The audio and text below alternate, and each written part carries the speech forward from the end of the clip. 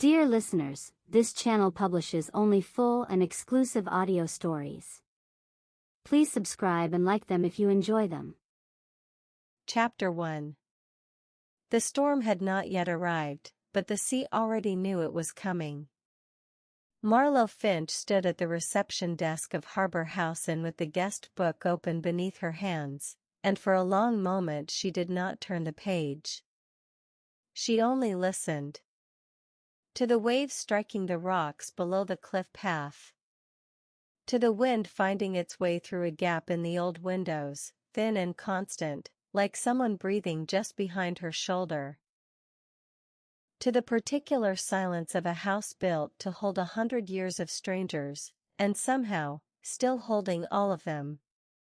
She had arrived that afternoon with 2 suitcases and a lawyer's letter, and she had told herself, the way she told herself most things now, that this was simply the next practical step. A woman loses her job.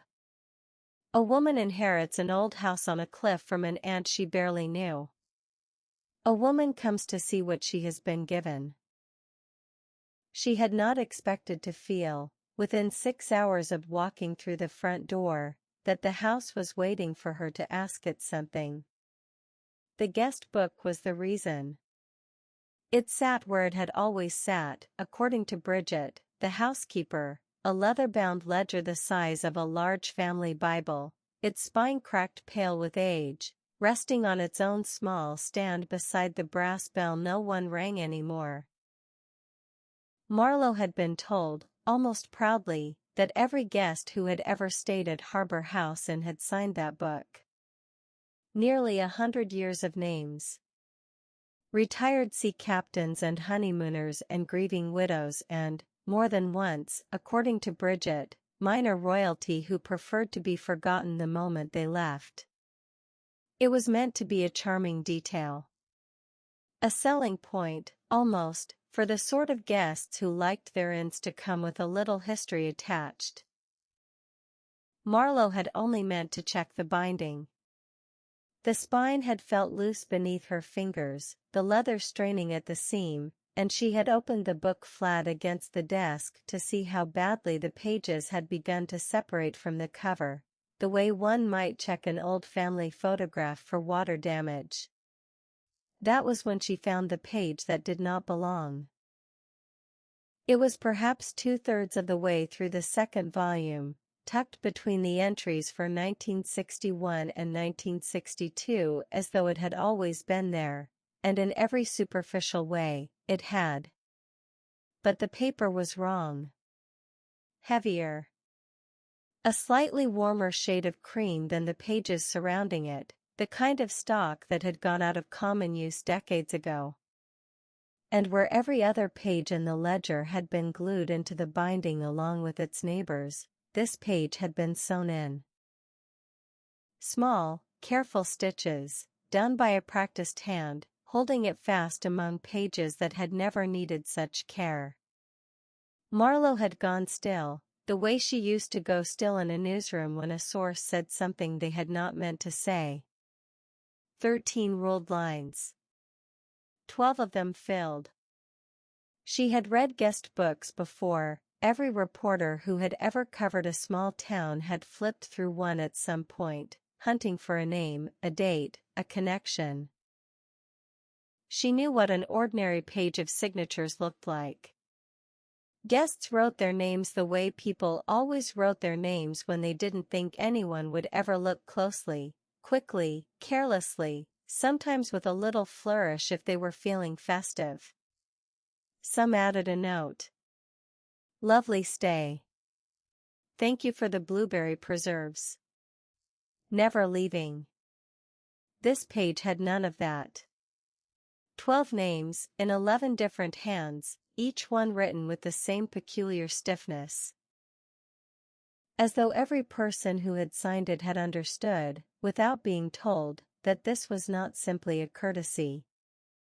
As though they had all, in some private way, been signing something more binding than a guest book entry. Marlowe had read down the list twice before she let herself do the arithmetic in her head. The dates beside each name spanned nearly 30 years. 1965, 1968, 1971.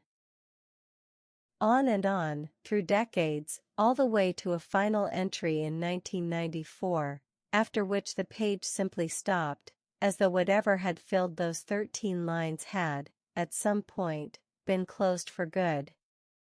She had gone to the small filing cabinet in what had been Dorothea's office, her own office now, she reminded herself, though the phrase still did not sit comfortably, and pulled the folder of local newspaper clippings that the lawyer had included with the estate papers, more out of sentiment than necessity, she had assumed at the time.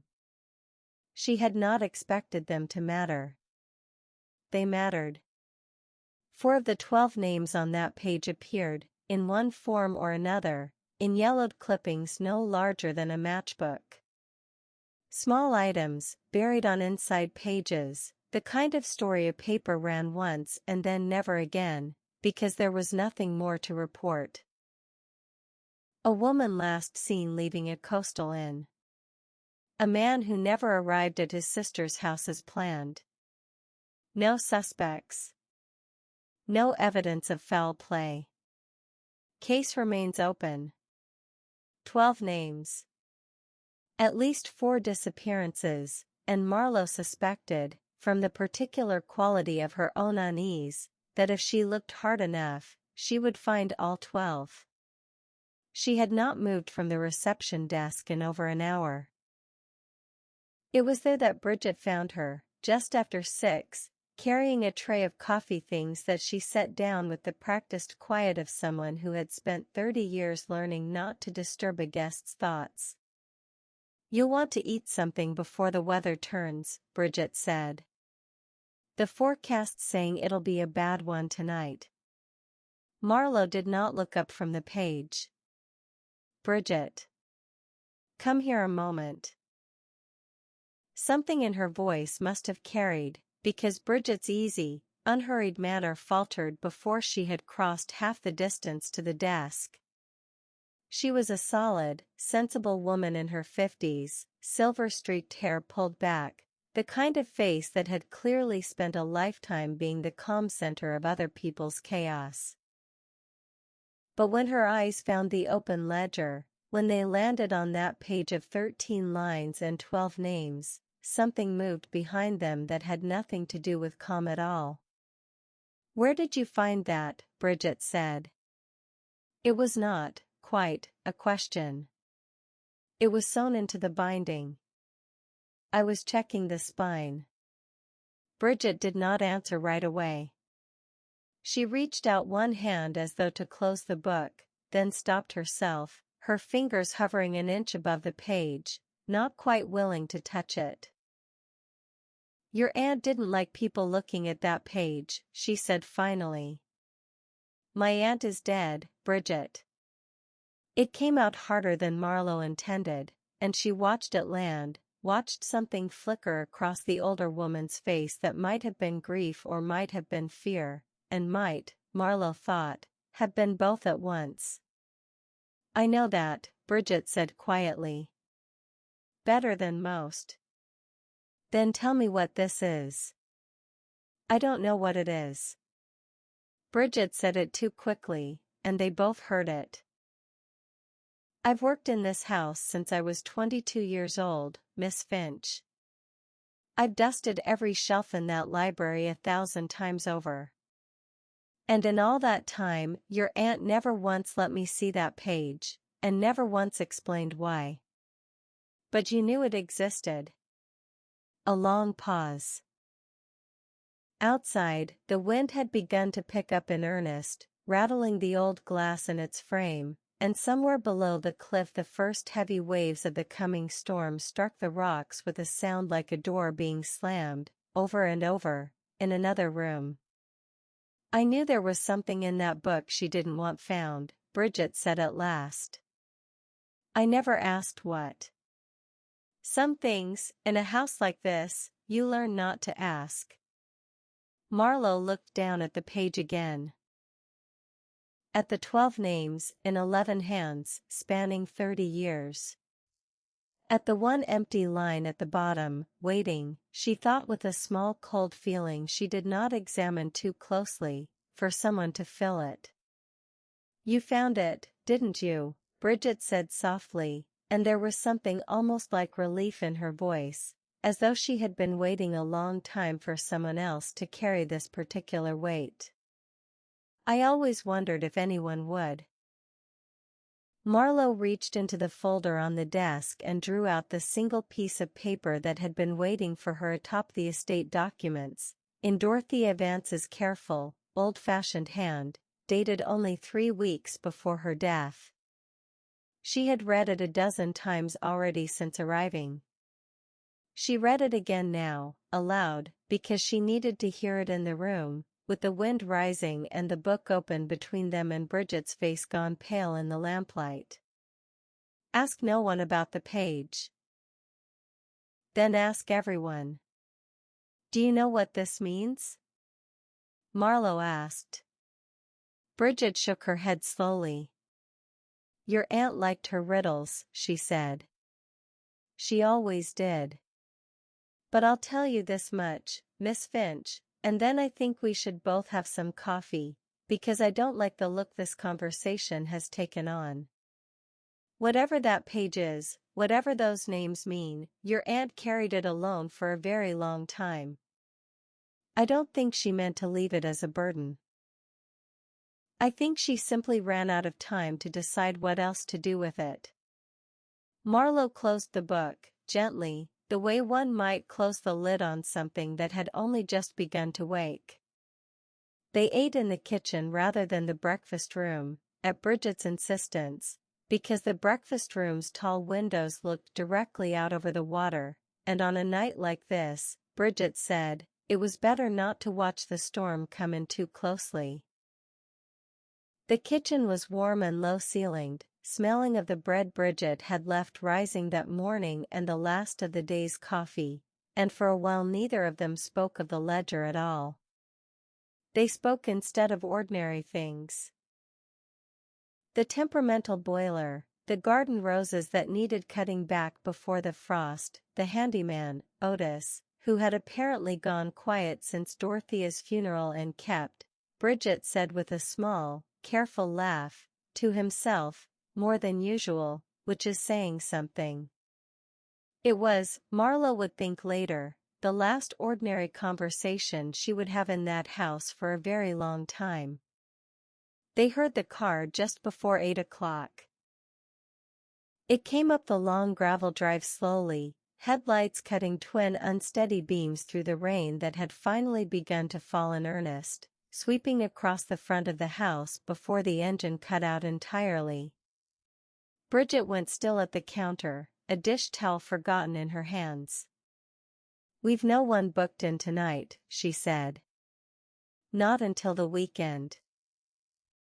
Marlowe was already moving toward the front hall, toward the reception desk and the guest book still lying closed upon it, and she felt, for reasons she could not yet have explained, that her heart had begun to beat a little too quickly for the simple arrival of an unexpected guest on a stormy evening. The door opened before either of them reached it, admitting a gust of cold salt air and a woman Marlowe had never seen before. Young, perhaps mid-30s, dark hair plastered flat against her face by the rain, a single small travel bag clutched against her chest as though it contained everything she owned in the world, which Marlowe would later come to understand it very nearly did. "I'm sorry," the woman said, and her voice shook, whether from the cold or from something else Marlowe could not yet tell. "I know it's late. I saw your sign from the road. I don't have a reservation, I know that's terribly rude, but I was hoping, is there a room? Any room at all?" "Of course," Bridget said, recovering herself with the ease of long practice, already moving to take the woman's dripping coat. "Comin' out of that weather. We'll have you settled in no time." The woman stepped inside, and her eyes went, almost immediately and almost involuntarily, to the guest book resting on its stand. Marlowe watched her do it.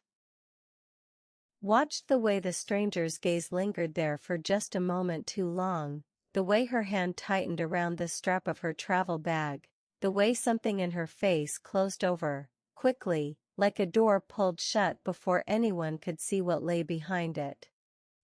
"You'll need to sign the book," Marlowe said, and she was surprised at how steady her own voice sounded. "It's tradition here. Every guest does." The woman's eyes came up to meet hers, and for just a fraction of a second, Marlowe thought she saw something there that looked less like the ordinary weariness of a traveler caught in a storm, and more like fear. "Of course," the woman said softly. "I understand." She gave her name as Petra Voss, and paid for her room in cash, counting the bills out carefully from an envelope rather than a wallet, and when Bridget asked, kindly, whether she was traveling far, Petra only said that she had come from a long way off, and that she was hoping, more than anything, to stay somewhere quiet for a while.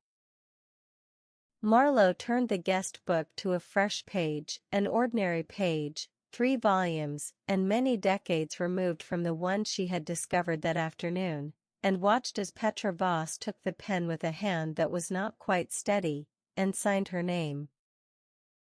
It was only after the young woman had gone up to her room, only after Bridget had carried up towels and a hot water bottle and the particular gentle fuss she reserved for guests who seemed, in Bridget's own words, in need of a bit of looking after, that Marlowe allowed herself to do the thing she had been resisting since the woman first stepped through the door.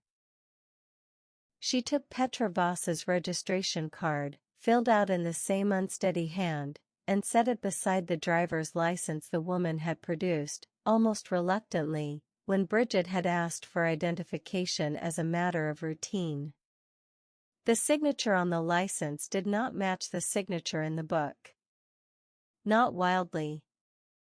Not in any way that would have caught the attention of anyone not already primed to notice such things. But the loop of the P was different. The slant of the letters leaned the wrong way. It was the signature of someone who had, at some point recently, begun practicing a version of her own name that was not, in fact, entirely her own. Marlowe stood alone in the reception hall long after the house had gone quiet, the storm battering harder now against the old windows, the guest book open once more beneath the lamp, that strange sewn-in page still holding its 12 names and its one empty line. She thought of Dorothea's note. Ask no one about the page. Then ask everyone. She thought of a young woman upstairs, alone in a room overlooking a cliff, who had signed a false name into a house that had, it seemed, a very particular relationship with the names people chose to leave behind. And she thought, with a coldness that had nothing to do with the storm outside, that whatever had happened to those 12 names before her, whatever quiet arrangement her aunt had kept sewn into the spine of this house for 30 years, it had not, perhaps, ended when Dorothea Vance closed her eyes for the last time. It had simply been waiting for the next guest to arrive. Chapter 2. Morning came gray and scoured clean, the storm having spent itself sometime before dawn, leaving behind a sky the color of wet slate and a sea that still heaved and sulked against the rocks below the cliff path. Marlowe had not slept, not properly, and she stood now at the window of what had once been Dorothea's bedroom and was, she supposed, hers now, watching the gulls wheel and complain over the wet gardens, and thinking about a signature that did not match. She had gone down before 6, unable to bear the stillness of the room any longer, and found Bridget already in the kitchen, sleeves rolled to the elbow, working bread dough with the brisk, unthinking competence of someone who had done the same motions 10,000 times before. "You look like you didn't sleep," Bridget said, without looking up. "I didn't. The storm keeps some people awake. First night in a new house, and all that. Bridget glanced at her then, and something in her expression suggested she did not, in fact, believe the storm was the reason at all. Coffee's on. Help yourself. Marlowe did, wrapping both hands around the mug the way she used to in the newsroom, back when she had still believed that enough coffee and enough persistence could unravel anything. She had believed that once. She was no longer entirely sure she believed it now, standing in her dead aunt's kitchen with a stranger's mismatched signature folded in her cardigan pocket like a stone she could not put down. Bridget. I want to ask you something, and I want you to actually answer me this time. Bridget's hand stilled over the dough, just for a moment, before resuming their steady rhythm. I'll answer what I can. Last night. The woman, Petra. Did anything about her strike you as strange? Besides arriving with no reservation in the middle of a storm, carrying nothing but one small bag, and paying in cash counted out of an envelope like she'd been saving it for exactly this? Bridget's mouth twitched, not quite a smile. No. Nothing strange about that at all. You noticed the same things I did. I've been doing this a long time, Miss Finch. You learn to read a guest quickly. Most people who arrive like that are running from something. A marriage, usually. Sometimes worse. She sighed, wiping flour from her hands onto her apron. It's not our business to ask. People come to inns like this one because they want to be left alone with their reasons. We give them a room, a good breakfast, and we don't pry. Her signature in the guest book doesn't match the one on her license. That, finally, made Bridget go still entirely. You checked her license against the book? I noticed. I wasn't looking for it. It was just there. Marlowe set her mug down. The slant is wrong. The loop on the P. It's the signature of someone who's practiced writing a name that isn't quite hers yet. Bridget, I used to interview people for a living. I know what it looks like when someone's decided to become somebody else. Bridget was quiet for a long moment, and when she spoke again, her voice had lost some of its brisk practicality. You think she's like one of them? The name's on that page. I think, Marlowe said carefully, that a woman with no reservation, no luggage to speak of, cash in an envelope, and a signature she hasn't fully mastered yet, walked into this house last night and signed our guest book on the very same day I found a hidden page of 12 names spanning 30 years, all belonging to guests who vanished. I don't believe in coincidence, Bridget. I never have. And what do you intend to do about it? I don't know yet. Marlowe looked toward the door, toward the stairs beyond it, toward the room where a frightened young woman was, presumably, still sleeping off a long and difficult journey. But I intend to find out who she really is, and why she came here, before I decide anything. Petra Voss did not come down for breakfast until nearly 10, by which time the breakfast room had emptied of the inn's only other guests.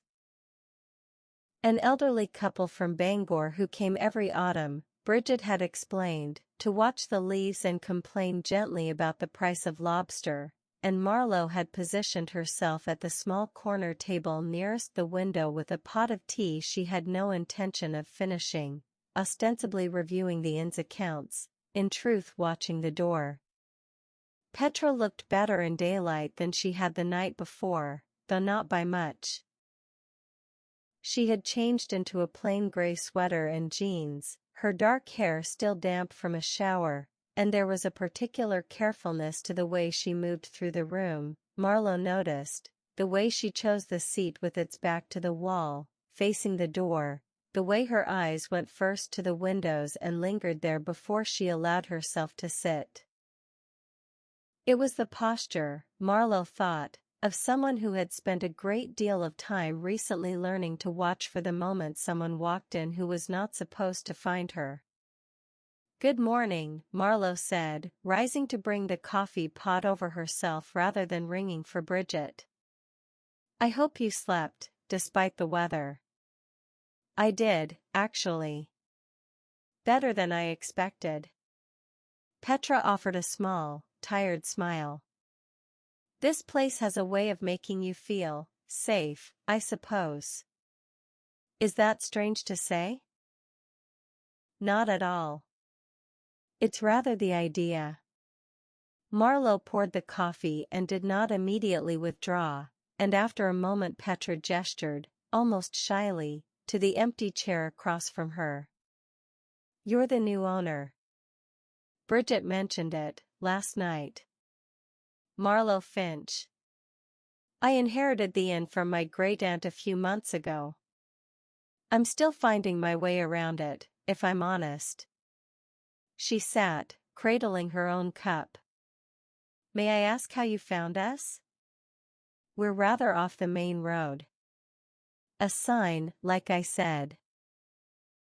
"I was driving, and I saw it, and I suppose I'd reached the point where any warm light in a storm looked like an invitation."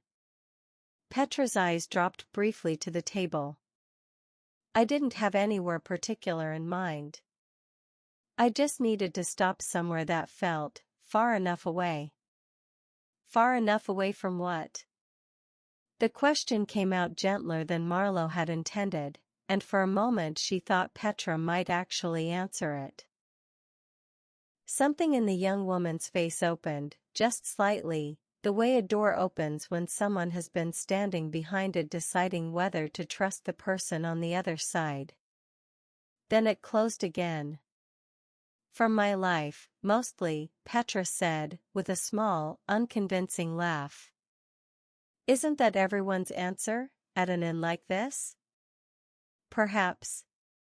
Marlowe let it go, for now. She had learned, in years of interviewing reluctant sources, that the second question always landed better than the first, and that patience was worth more than persistence. "You're welcome to stay as long as you need. We're quiet this time of year.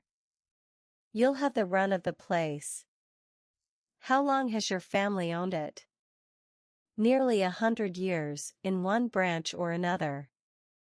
My great-aunt Dorothea had it for most of my lifetime." Every guest signs the book on arrival. Has done, since 1931. There's something quite moving about it, I think. All those names, all those stories, all in one place. Something moved behind Petra's eyes, quick, and gone almost before Marlowe could name it. "I signed it last night," she said. "Bridget mentioned it was tradition." "You did?" Marlowe held her gaze, just a beat too long. "It's a lovely signature. Very deliberate." Petra's hand, resting on the table, went very still. "I should let you get on with your morning," she said, standing rather more quickly than the moment seemed to warrant, her chair scraping against the old wooden floor. "Thank you for the coffee, Miss Finch." "Marlowe, please." "Marlowe." Petra offered another small smile, though it did not reach her eyes this time. "I think I'll walk the gardens, if that's allowed. I could use the air." She left before Marlowe could answer, and Marlowe sat alone at the small table for a long while afterward, watching through the fogged glass as Petra Voss made her way out across the wet lawn toward the roses, her arms wrapped around herself against the cold, moving with the particular hurried grace of someone putting distance between herself and a conversation that had gone somewhere she had not intended it to go. It was mid-afternoon, with Petra still out walking the cliff path and Bridget occupied with the linens, that Marlowe found herself climbing the narrow stairs to the attic, ostensibly to look for the box of old photographs the lawyer's inventory had mentioned, in truth because she had not been able to stop thinking, all through a long and unproductive morning of account books and insurance papers, about the Sonnen page. If Dorothea had hidden one page in one ledger, Marlowe reasoned, there was no earthly reason to assume it was the only one. The attic ran the full length of the house, low-beamed and cold, lit by a single bare bulb and two small dormer windows that let in a grudging, dust-mottled light. It smelled of cedar and old canvas and, faintly, of the sea, as though the salt air had found its way in through some crack in the roof and simply stayed. Trunks and furniture draped in dust sheets stood in uneven rows, the accumulated clutter of nearly a century of ownership, and it took Marlowe the better part of an hour, working carefully through boxes labeled in 3 different hands across 3 different decades, before she found what she had come looking for without quite admitting to herself that she was looking for it at all. A stack of older guest ledgers, predating the one currently in use downstairs, bound in the same style but showing their age far more openly, cracked leather, foxed pages, the ink faded in places to a pale sepia brown. There were 4 of them in total, spanning, according to the dates penciled inside their front covers, from 1931 to 1958. Marlowe sat on an overturned trunk and began working through them, one by one, her breath visible in the cold attic air, her fingers growing stiff as she turned page after page of ordinary names in faded ink. She had nearly convinced herself, after the better part of a further hour, that she was chasing nothing at all, that the Sonnen page in the current ledger was simply one strange, isolated aberration, when she reached the 3rd volume and found, near its middle, a page that made her go very still. It was not sewn in, this time. It had been repaired.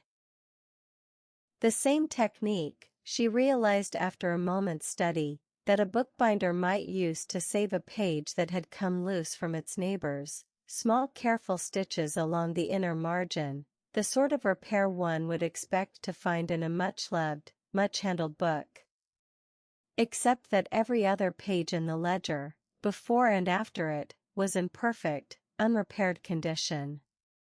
Only this one page had ever needed mending.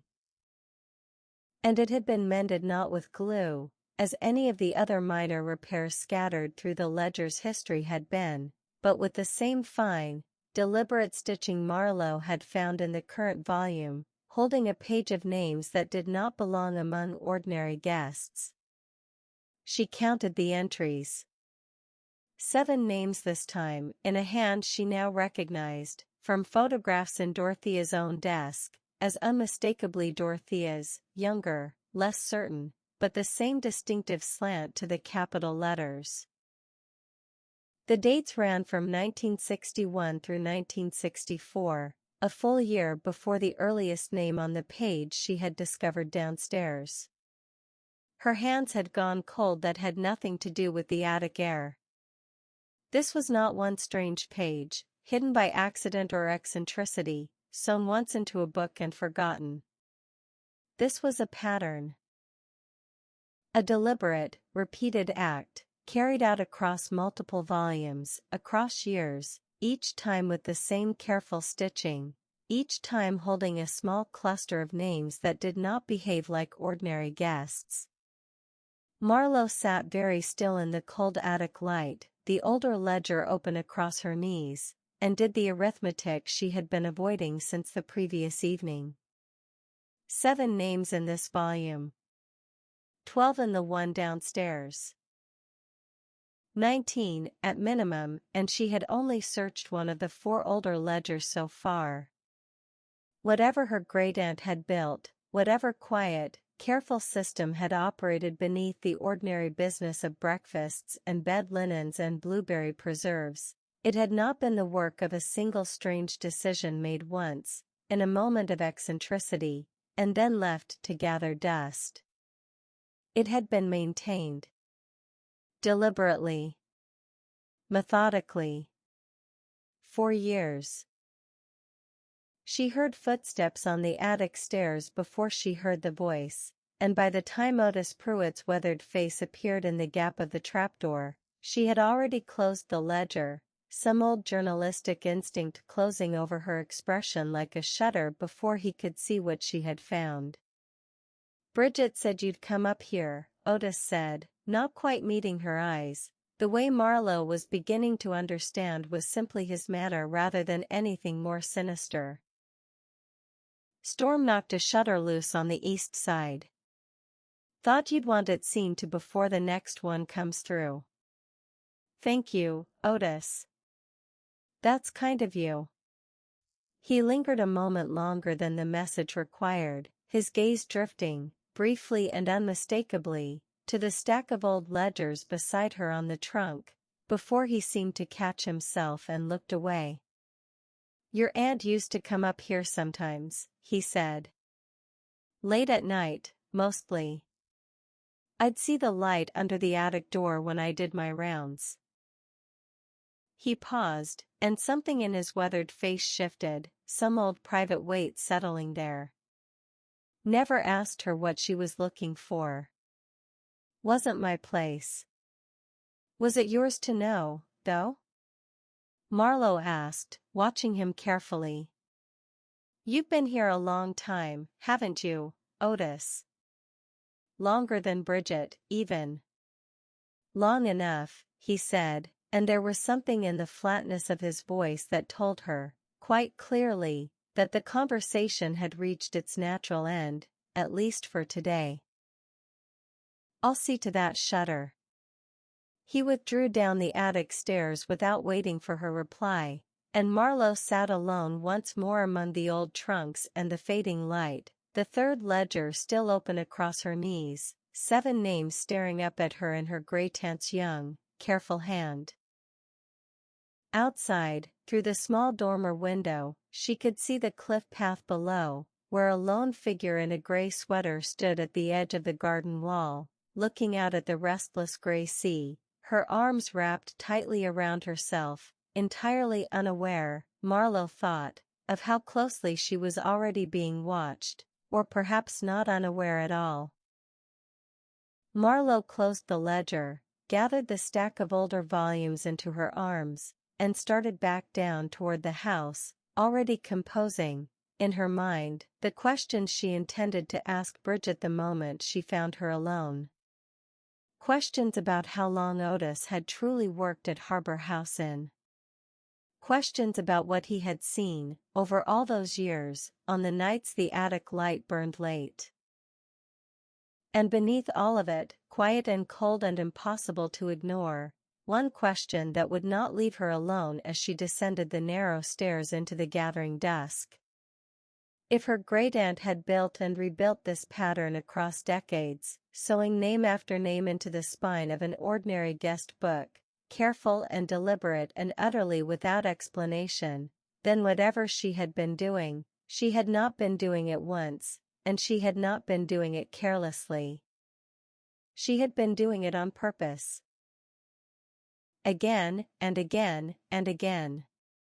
And somewhere in this house, Marlowe was now entirely certain, there existed a reason. Chapter 3. Bridget was not in the kitchen when Marlowe came down from the attic, nor in the laundry room, nor in any of the ground floor rooms where she might reasonably have been found at that hour. It was Otis, again, who told her, reluctantly, as though the information cost him something, that Bridget had gone into town for the weekly shopping and would not be back before supper. Which left Marlowe alone in the house, with 4 old ledgers stacked on the desk in what had been Dorothea's office, and a restlessness she could not settle. She worked through the remaining volumes methodically, the way she might once have worked through a box of old court records, cross-referencing names against dates, watching the pattern assemble itself with a kind of grim, mounting clarity. The first ledger, 1931 to 1938, showed no repaired pages at all. Whatever her great-aunt had built, it seemed, had not existed in Constance Hartwell's time, or if it had left no visible trace. The second ledger showed one repaired page, near its end, dated 1957, a single name, in a hand Marlowe did not recognize, shakier than Dorothea's, closer, she thought, to the hand of an older woman. Constance herself, perhaps. In the last year of her life. The third ledger she had already found, in the attic, its 7 names in Dorothea's young hand. The fourth, which ran from 1965 through 1970, showed 2 more names added to a fresh page, and Marlowe understood, sitting there in the fading afternoon light with her great-aunt's handwriting spread across the desk in 5 different decades, that she was looking at the full architecture of something that had operated, quietly and continuously, for the better part of 60 years. 19 names in the earlier volumes. 12 more in the current one. 31 names in total, assuming she had missed nothing, spanning from sometime in the 1950s to a final entry in 1994, after which, as she had already noted the night before, the practice appeared to have simply stopped.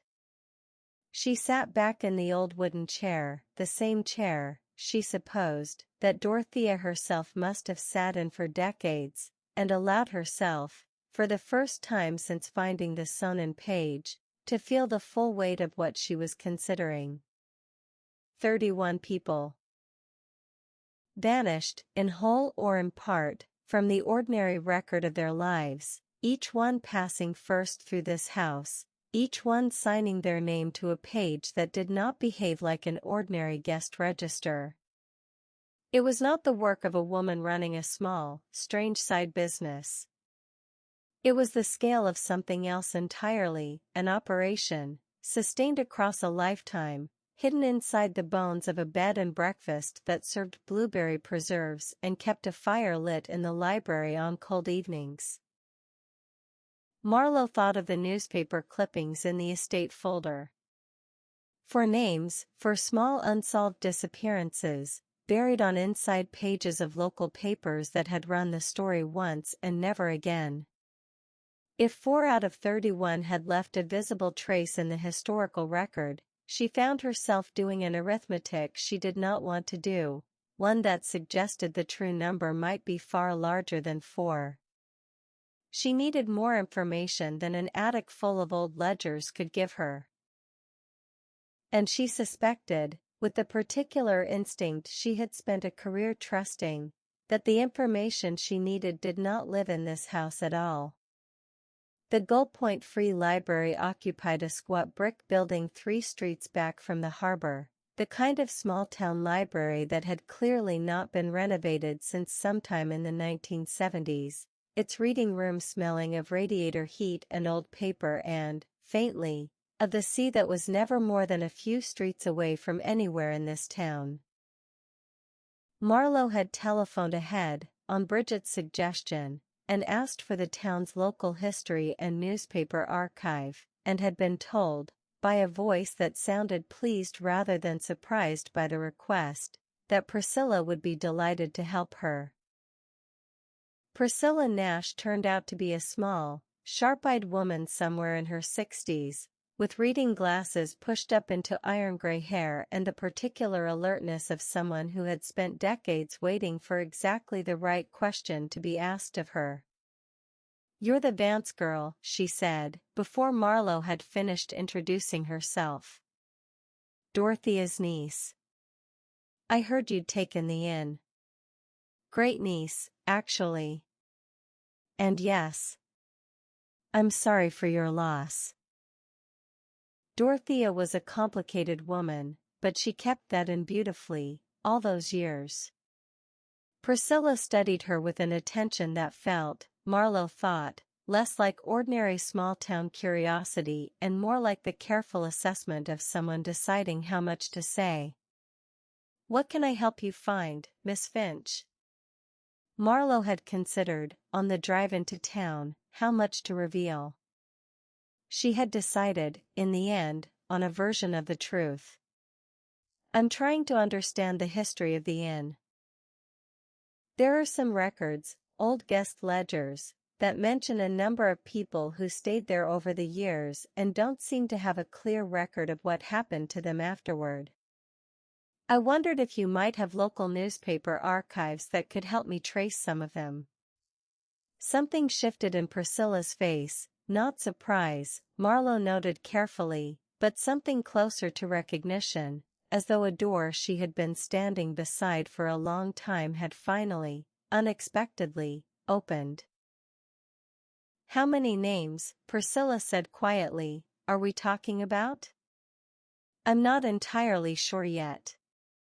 More than 20, possibly more than 30. Priscilla was silent for a long moment, her sharp eyes fixed on Marlowe's face with an intensity that felt almost uncomfortable, and then, without another word, she rose from behind the reference desk and beckoned Marlowe to follow her into a back room Marlowe had not noticed on entering, a narrow space lined floor to ceiling with filing cabinets, several of which, she saw with a small jolt, were labeled in Priscilla's own careful hand with dates rather than subjects. "I've been doing this for 11 years, Priscilla said, pulling open the nearest cabinet. "Since my sister died." "You'll want to sit down, Miss Finch. This is going to take some time." Marlowe sat, at a small scarred table that had clearly hosted this exact conversation, or some version of it, many times before, and Priscilla began laying out folders. Dozens of them, each containing photocopied newspaper clippings, court records, missing persons notices, some dating back further than Marlowe had expected, others distressingly recent. "Your great-aunt's inn," Priscilla said, sitting across from her, "has a peculiar relationship with this town's missing persons record. I noticed it first about 15 years ago, when I was doing genealogy work for a family up in Camden. A woman who'd vanished in 1971. No trace, no explanation, presumed by everyone at the time to have simply left her husband and never looked back. Her last confirmed sighting was checking into Harbor House Inn. And you kept looking." "I kept looking." Priscilla opened the first folder and slid it across the table. "Because 6 months later, I found a second case. Then a third. By the time my sister died, that's a different story, Miss Finch, and not one I'm ready to tell a stranger, however well-intentioned. I had assembled what you're looking at now. 14 confirmed disappearances, spanning from the 1960s through the 1990s, every single one of them with a documented final stay at Harbor House Inn before they vanished." Marlowe felt something cold settle low in her stomach, the particular dread of a number that confirmed a fear rather than dispelling it. 14, she repeated. "Out of how many names on the actual guest list?" "I couldn't say. I never had access to the ledgers themselves." "Your aunt was, shall we say, protective of her privacy where the inn's records were concerned?" Priscilla's mouth thinned. "I asked her about it once, you know. Years ago.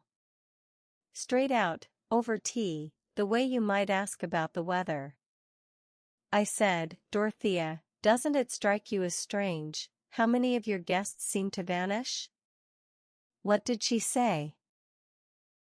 She looked at me for a long moment, and then she said, "Priscilla, some people come to an inn because they want to be found somewhere different than where they were lost." And then she changed the subject, and never once, in the 15 years I knew her afterward, did she let me raise it again. Priscilla shook her head slowly. I always thought it was the strangest thing anyone had ever said to me. I think I understand it rather less now than I did then.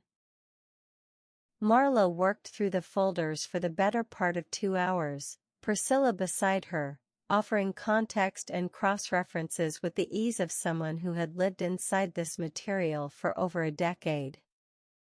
The pattern that emerged was, in its way, exactly what the ledgers had suggested, a scattering of disappearances across 3 decades, no two alike in their circumstances, no obvious connective thread beyond the in itself and the particular quality of the lives that had been interrupted.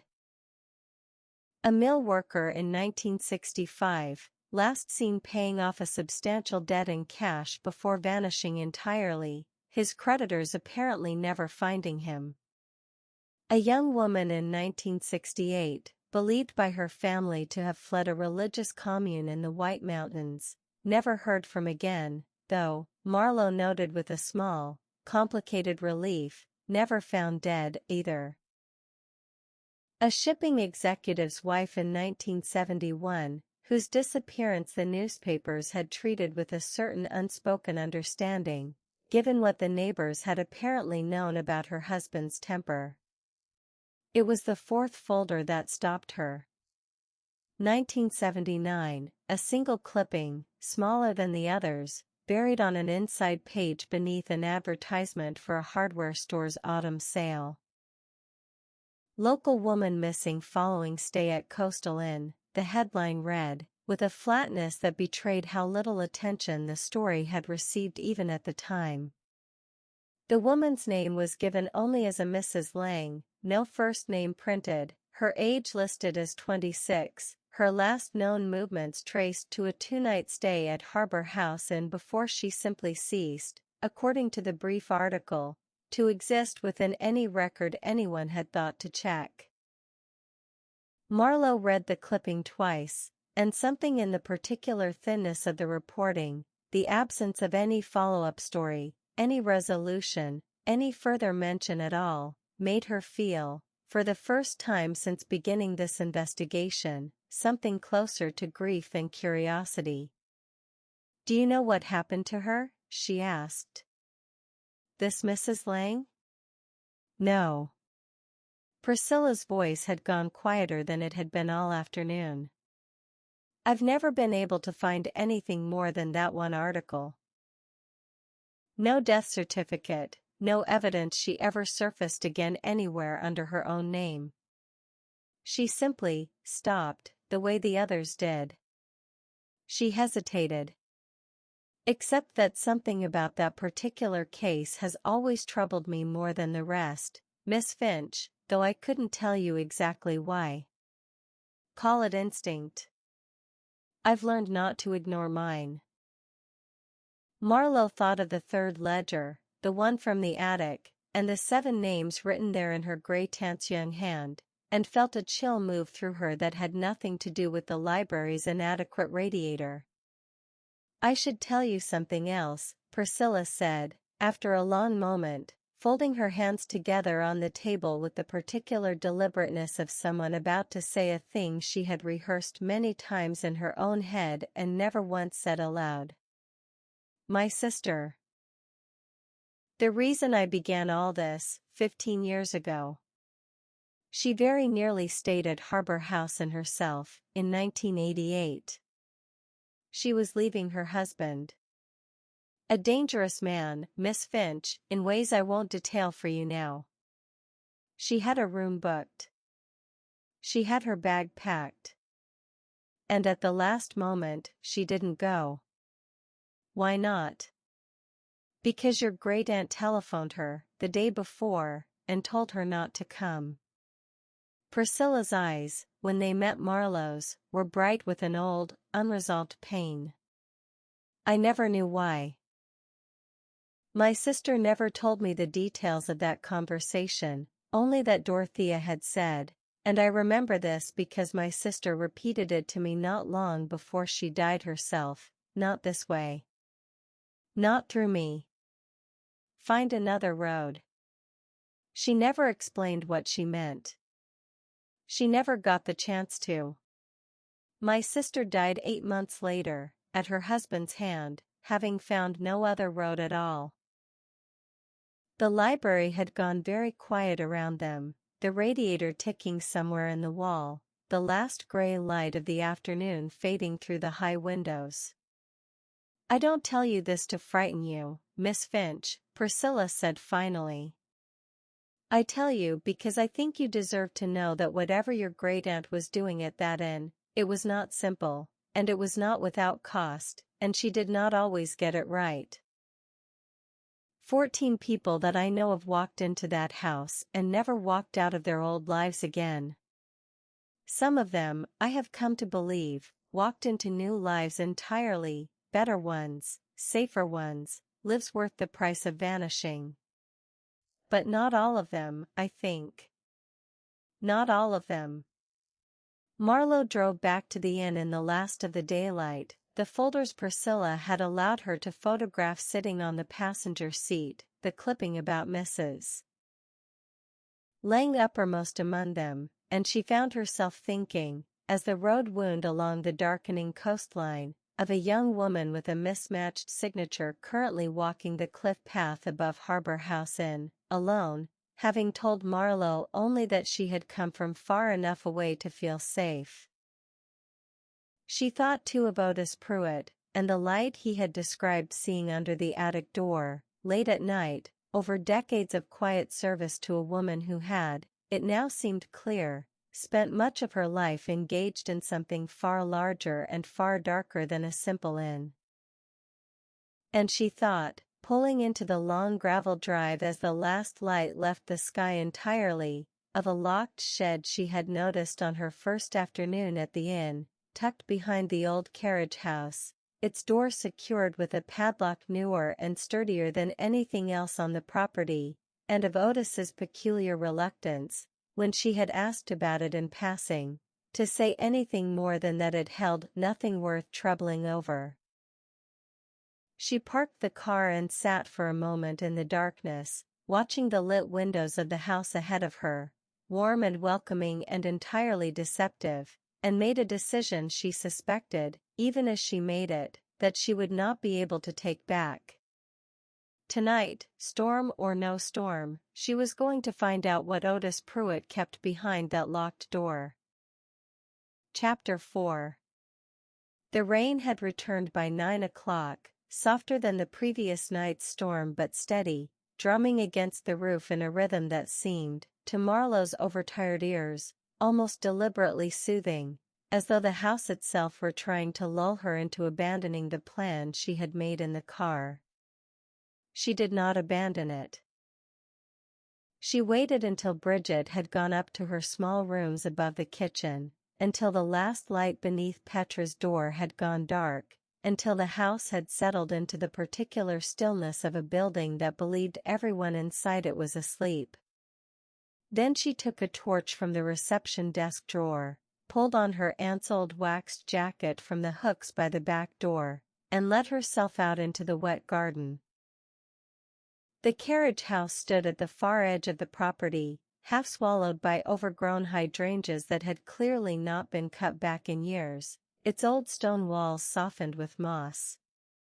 The shed Marlowe was interested in sat behind it, a smaller, newer structure, newer being a relative term, she thought, studying its weathered clapboard in the beam of her torch, perhaps built sometime in the 1960s rather than with the original house. The padlock was, as she had noted before, considerably newer than the door it secured. She had no key, and had not expected to find one, and so she did the only thing she could think to do, which was to walk the perimeter of the small building slowly, torch raised, looking for some other way in, a window, a gap in the boards, anything that might let her see what lay inside without breaking anything that would require an explanation the following morning. She found, on the shed's rear wall, facing away from the house, a small window whose glass had gone opaque with decades of salt grime, but which was not, she discovered when she tried it, locked. It gave with a shriek of old hinges that seemed, in the wet stillness of the night, loud enough to wake the entire county, and she froze for a long moment, heart hammering, before deciding the rain would cover it and hauling herself, with considerably less grace than she would have liked, through the narrow opening. Inside, the torch beam found first a car. A sedan, unmistakably decades old, its paint dulled to a color that might once have been navy blue, its tires flat, clearly untouched for a very long time. Marlowe circled it slowly, torch playing over the dashboard, the back seat, before settling on the front, where the vehicle's registration was still, remarkably, clipped inside a plastic sleeve on the visor. The name on the registration was not Dorothea Vance. It was not Otis Pruitt, either. It read, in faded typescript, H. Ferryman, with an address that Marlowe did not recognize, in a town 2 counties north. She stood very still for a moment, the rain drumming steadily on the roof above her, and felt the particular vertigo of discovering that a mystery she had believed herself to be circling had, in fact, an entirely new layer beneath it. She turned from the car and found, along the shed's far wall, a stack of wooden crates, and it was these that occupied her for the better part of the next half hour. Crates containing, she discovered as she worked through them with increasing disbelief, blank documents. Not forged, exactly, not in any way she could immediately identify, but official-looking forms of a kind she recognized from her years as a journalist covering court records and public documents, birth certificate templates, the sort once used by small-town registrars before digitization. A stamp, and used, bearing the seal of a county clerk's office she did not recognize. A box of blank Social Security cards of a design that had not been in circulation, she was fairly certain, since sometime in the 1980s. This was not the workshop of a killer. Marlowe understood that much immediately, with a kind of sick relief that did nothing to settle the deeper unease building in her chest. This was the workshop of someone in the business of making people disappear and reappear as somebody else entirely. She was still crouched over the crates, photographing their contents on her phone with hands that had begun, despite everything, to shake slightly, when the shed's main door opened behind her, and the beam of a second torch swept across the walls. "I thought I told you," Otis Pruitt said quietly, "there was nothing in here worth troubling over." Marlowe stood slowly, her own torch still in hand, and turned to face him. He stood in the doorway, rain running off the shoulders of his old canvas coat, his weathered face unreadable in the harsh crosslight of their 2 torches. "You lied to me, Otis." "I did." He did not deny it, did not soften it, and something in the flatness of his admission struck her as more honest, in its way, than any excuse might have been. "Come out of there. Rain's getting in through that window you left open, and I'd rather not have the whole floor rotted by morning." She climbed back out through the door rather than the window this time, and they stood together in the wet dark between the shed and the carriage house, rain running down both their collars, neither of them, for a long moment, saying anything at all. "That car," Marlowe said finally. "Registered to someone called H. Ferryman." "Who is that?" "Nobody," Otis said. "Never was anybody." A name on paper, for a car that never needed to pass close inspection, for reasons I expect you're already beginning to work out for yourself. "Then who drove it?" Otis was quiet long enough that Marlowe thought he might refuse to answer at all, and when he finally spoke, his voice had gone rougher, older, as though the question had reached down into something he had kept buried for a very long time. "I did," he said. "For a good many years." The rain seemed to grow louder in the silence that followed, and Marlowe felt, standing there in the dark garden with a man she had until that moment suspected of considerably worse things, something that was not quite relief and not quite dread, but some uneasy cousin of both. Drove who, Otis? Where? Not tonight. He said it firmly, but not unkindly, and there was something in his weathered face, exhaustion, she thought, more than evasion. That made her, against every instinct honed by years of interviewing reluctant sources, decide not to push further.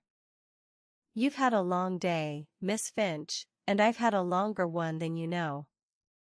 I'll tell you what I can. But not standing in the rain at midnight, and not until I've had the chance to think about how much of it is mine to tell at all. Tomorrow, then. Tomorrow, he agreed, and something in the way he said it, resigned, almost relieved. Told her that whatever secret he had carried alone for so many years had, in this moment, finally begun to slip from his grasp, whether he willed it or not. She did not sleep that night either. She lay awake in the dark of Dorothea's old bedroom, listening to the rain ease slowly into silence, running through everything she now knew and everything she still did not. 31 names, at minimum, across 6 decades. 14 confirmed disappearances Priscilla had documented, and likely more that had left no trace at all. A car registered to a man who did not exist, driven, by his own admission, by a groundskeeper who had said almost nothing else. A woman named only Mrs. Lang, vanished in 1979, whose case had troubled Priscilla Nash more than any of the others for reasons she herself could not entirely explain. And downstairs, asleep or perhaps not sleeping either, a young woman calling herself Petra Voss, whose signature did not match her own name, and who had arrived, cash in hand, no luggage to speak of, on the very night Marlowe had first found the page that started all of this. Marlowe drifted, finally, into a thin and unsatisfying sleep sometime after 3, and woke to grey morning light and the sound, downstairs, of the front door opening and a voice she did not recognize speaking to Bridget in the reception hall, low and urgent, with the particular strain of someone who had rehearsed what they meant to say many times over and still could not quite make it come out steady. She dressed quickly and came down to find a man standing at the reception desk. Mid-40s, she guessed, dressed for travel rather than a holiday, an old leather satchel slung across one shoulder, his face carrying the kind of weariness that came from more than a single bad night's sleep. Bridget stood behind the desk, her hand resting, Marlowe noticed, rather too close to the guest book, as though some instinct had made her want to shield it before she'd even had time to think through why. "Can I help you?" Marlowe asked, coming forward. The man turned, and something in his expression, when he took her in, suggested he had been hoping for someone older, someone who might have been here longer, someone who might already know the answer to whatever question had brought him here. "I'm sorry to arrive without calling ahead," he said. "My name is Teodoro Lang. Teddy, mostly. I'm looking for some information about a woman who may have stayed at this inn, a long time ago. In 1979. Marlowe felt the name land in her chest like a stone dropped into still water, the ripples spreading outward before she had even fully registered why. What was her name, she asked, though she already suspected she knew.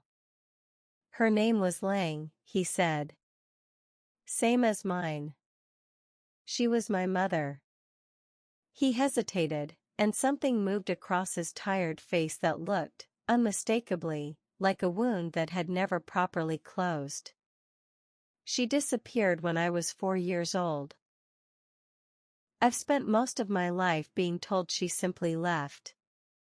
That she didn't want the life she had, or the husband she'd married, or— He stopped himself, visibly, and drew a slow breath before continuing. I found an old newspaper clipping in my father's things, after he passed last spring. It said she'd stayed here, at this inn, 2 nights before she vanished. I don't know why I've never looked into it before now. I suppose I was afraid of what I'd find. I'm still afraid, if I'm honest. But I'd rather know something than spend the rest of my life not asking. Behind the desk, Bridget had gone very still, her hand no longer resting near the guest book but pressed flat against its cover, as though she might, given the choice, simply hold it closed and keep whatever it contained from ever reaching daylight at all. Marlowe looked at the man standing before her. A stranger, and yet not entirely a stranger, given everything she now knew, given the small brittle clipping still folded in the pocket of her own cardigan, local woman missing following stay at Coastal Inn, a story that had never once printed the first name of the woman it concerned. "Mr. Lang," she said carefully, "I think you had better come inside and sit down. I believe I may have some information that concerns your mother. But I think you should hear it slowly, and I think you should hear all of it, and I don't believe either of those things can happen standing in a doorway." Teddy Lang's eyes, when they met hers, held something that was equal parts hope and dread, the particular expression, Marlowe thought, of a man who had spent 40 years constructing a version of his own history that he had never quite believed, and who understood, standing here in the damp gray light of an inn's reception hall, that whatever came next was about to take that version apart entirely. "You know something," he said. It was not quite a question. "I know," Marlowe said slowly, choosing each word with the particular care she had once reserved for the most fragile of sources, "that your mother's name is written in a book in this house that I do not fully understand yet. I know that she is one of at least 30 other people whose names appear in that same book, going back 60 years, and that most of them, as far as I have been able to discover, simply vanished from the ordinary record of their lives after staying under this roof." "Most of them," Teddy repeated. "Not all?" Marlowe hesitated, thinking of Priscilla's face across the library table the previous afternoon, the particular grief in her voice as she had spoken of a case that had troubled her more than any of the others. "I don't know yet," she admitted. "But I intend to find out. And I think, Mr. Lang, that whatever the answer is, you deserve to be here when I do." Bridget, behind the desk, had said nothing throughout this entire exchange, but as Marlowe led Teddy Lang toward the small sitting room off the reception hall, she caught the older woman's eye for just a moment, and saw there an expression she had not seen before in all their days together, not evasion, this time, and not careful loyalty to a dead woman's secrets, but something that looked, unmistakably, like fear. "Bridget," Marlowe said quietly, pausing in the doorway. "Would you bring us some tea? And then, when you have a moment, I'd like you to think very carefully about anything at all you can remember your aunt ever saying about a woman named Lang. Anything, however small." Bridget's hands, Marlowe noticed, were not quite steady as she reached for the teapot. "I'll think on it," she said, in a voice that had gone strangely thin. "Though I'll tell you now, Miss Finch, there's a name in that thought that's been sitting wrong with me since the moment this gentleman said it, and I can't for the life of me work out why." She turned away before Marlowe could ask her to explain further, and Marlowe was left standing in the doorway with Teddy Lang beside her, both of them watching Bridget's retreating back with the same unspoken question, the rain beginning, faintly, to return against the windows, as though the house itself had not yet finished with the storm at all.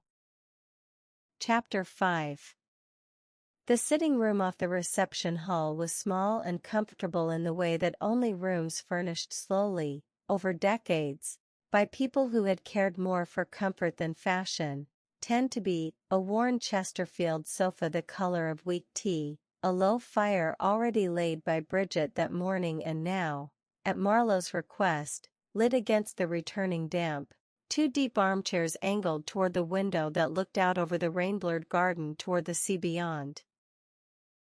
Teddy Lang sat in one of these chairs with the particular stillness of a man holding himself very carefully together, his satchel resting across his knees rather than set aside, as though he might need to leave suddenly and did not want to waste time gathering his things.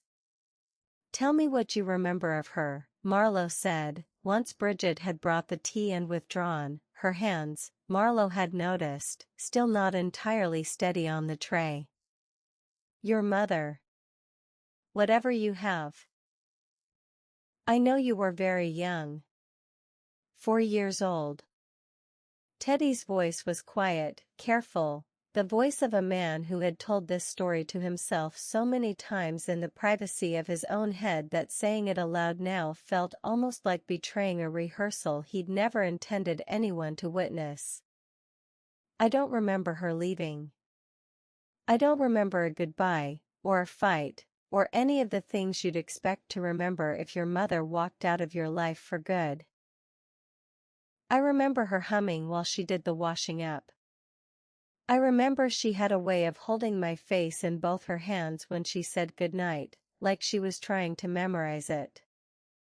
And then one day she wasn't there anymore, and my father told me she'd gone away, and after a while, he stopped answering when I asked when she was coming back. What did people believe happened to her? Everyone had a theory." Teddy's mouth twisted, not quite a smile. "The kind version was that she'd found someone else and started a new life somewhere better. The unkind version, and there was always an unkind version, in a small town, about a woman who vanishes, was that she simply hadn't wanted to be a mother, or a wife, and had finally admitted it to herself and run. I grew up believing some combination of both, I suppose. That she'd chosen something else over me. It's a particular kind of grief, Miss Finch, grieving someone you're not allowed to believe is actually gone. You can't mourn a person the way you'd mourn the dead, because everyone insists she's alive somewhere, simply having decided you weren't worth staying for." Marlowe thought of her own mother, 9 years old, standing at a kitchen window watching a car pull away down a street she could still, 29 years later, describe in perfect detail. And felt something in her chest tighten with a recognition she had not expected to feel quite so sharply. "I understand more of that than you might think," she said quietly. "My own mother left when I was 9. No explanation, no contact since. I've spent most of my adult life being told, in one way or another, that some women simply aren't built for the lives they're given." She paused, surprised at herself for saying it aloud to a stranger, and pressed on before she could reconsider. "I never believed it, not entirely. But I never had anything solid enough to believe instead." Teddy looked at her for a long moment, something shifting in his tired face, recognition, she thought, or perhaps simply relief at finding, in this improbable place, someone who did not require the story explained from the beginning. "What was in that book?" he said. "The one you mentioned. I'd like to see it, if I may." Marlowe hesitated only briefly before deciding that whatever caution she might once have exercised no longer served any purpose. She rose, retrieved the current ledger from the reception desk, and returned to lay it open across the low table between them, turned to the Sonnen page. Teddy leaned forward, and Marlowe watched his eyes move down the list of 12 names, watched them stop, and hold, on the 9th line. "That's her," he said, very quietly. That's her signature. Marlowe looked. The name read, simply, C. Lang, in a hand that was smaller and more careful than most of the others on the page, as though the woman writing it had wanted to take up as little space as possible. The date beside it is October of 1979, Marlowe said gently. 2 weeks before she disappeared, according to the clipping I found. Teddy's finger hovered above the name without quite touching it, as though he feared the page might dissolve if he pressed too hard. She stayed here twice, then. Not once. It appears so. Why would she come back? Marlowe did not have an answer, not yet, but she thought of the older ledgers in the attic, of the pattern of names repeating across decades, of a locked shed containing a car registered to a man who did not exist, and felt the shape of something taking form at the edge of her understanding that she was not yet ready to say aloud. I don't know, she said. But I intend to find out, Mr. Lang. And I don't think you should have to wait alone while I do it. It was while they sat together in a companionable, uncertain silence, the fire settling in the grate, that Bridget appeared again in the doorway, a small wooden box in her hands that Marlowe did not recognize, her expression carrying the particular strain of someone who had spent the last hour arguing with herself and had, evidently, lost. I found this, she said, in the back of the linen cupboard, of all places. Your aunt kept it there for as long as I've worked in this house, and I never once opened it, because she asked me not to, and because there are some requests, Miss Finch, that a person simply honors without needing a reason. She set the box on the table beside the ledger. But I think, given everything, it's past time someone looked inside. The box was plain, unlocked, containing a small bundle of letters tied with faded string, and beneath them, a handful of photographs gone soft and curled with age. Marlowe untied the string carefully and began working through the letters, most of them ordinary correspondence, a cousin in Portland, an old school friend in Boston.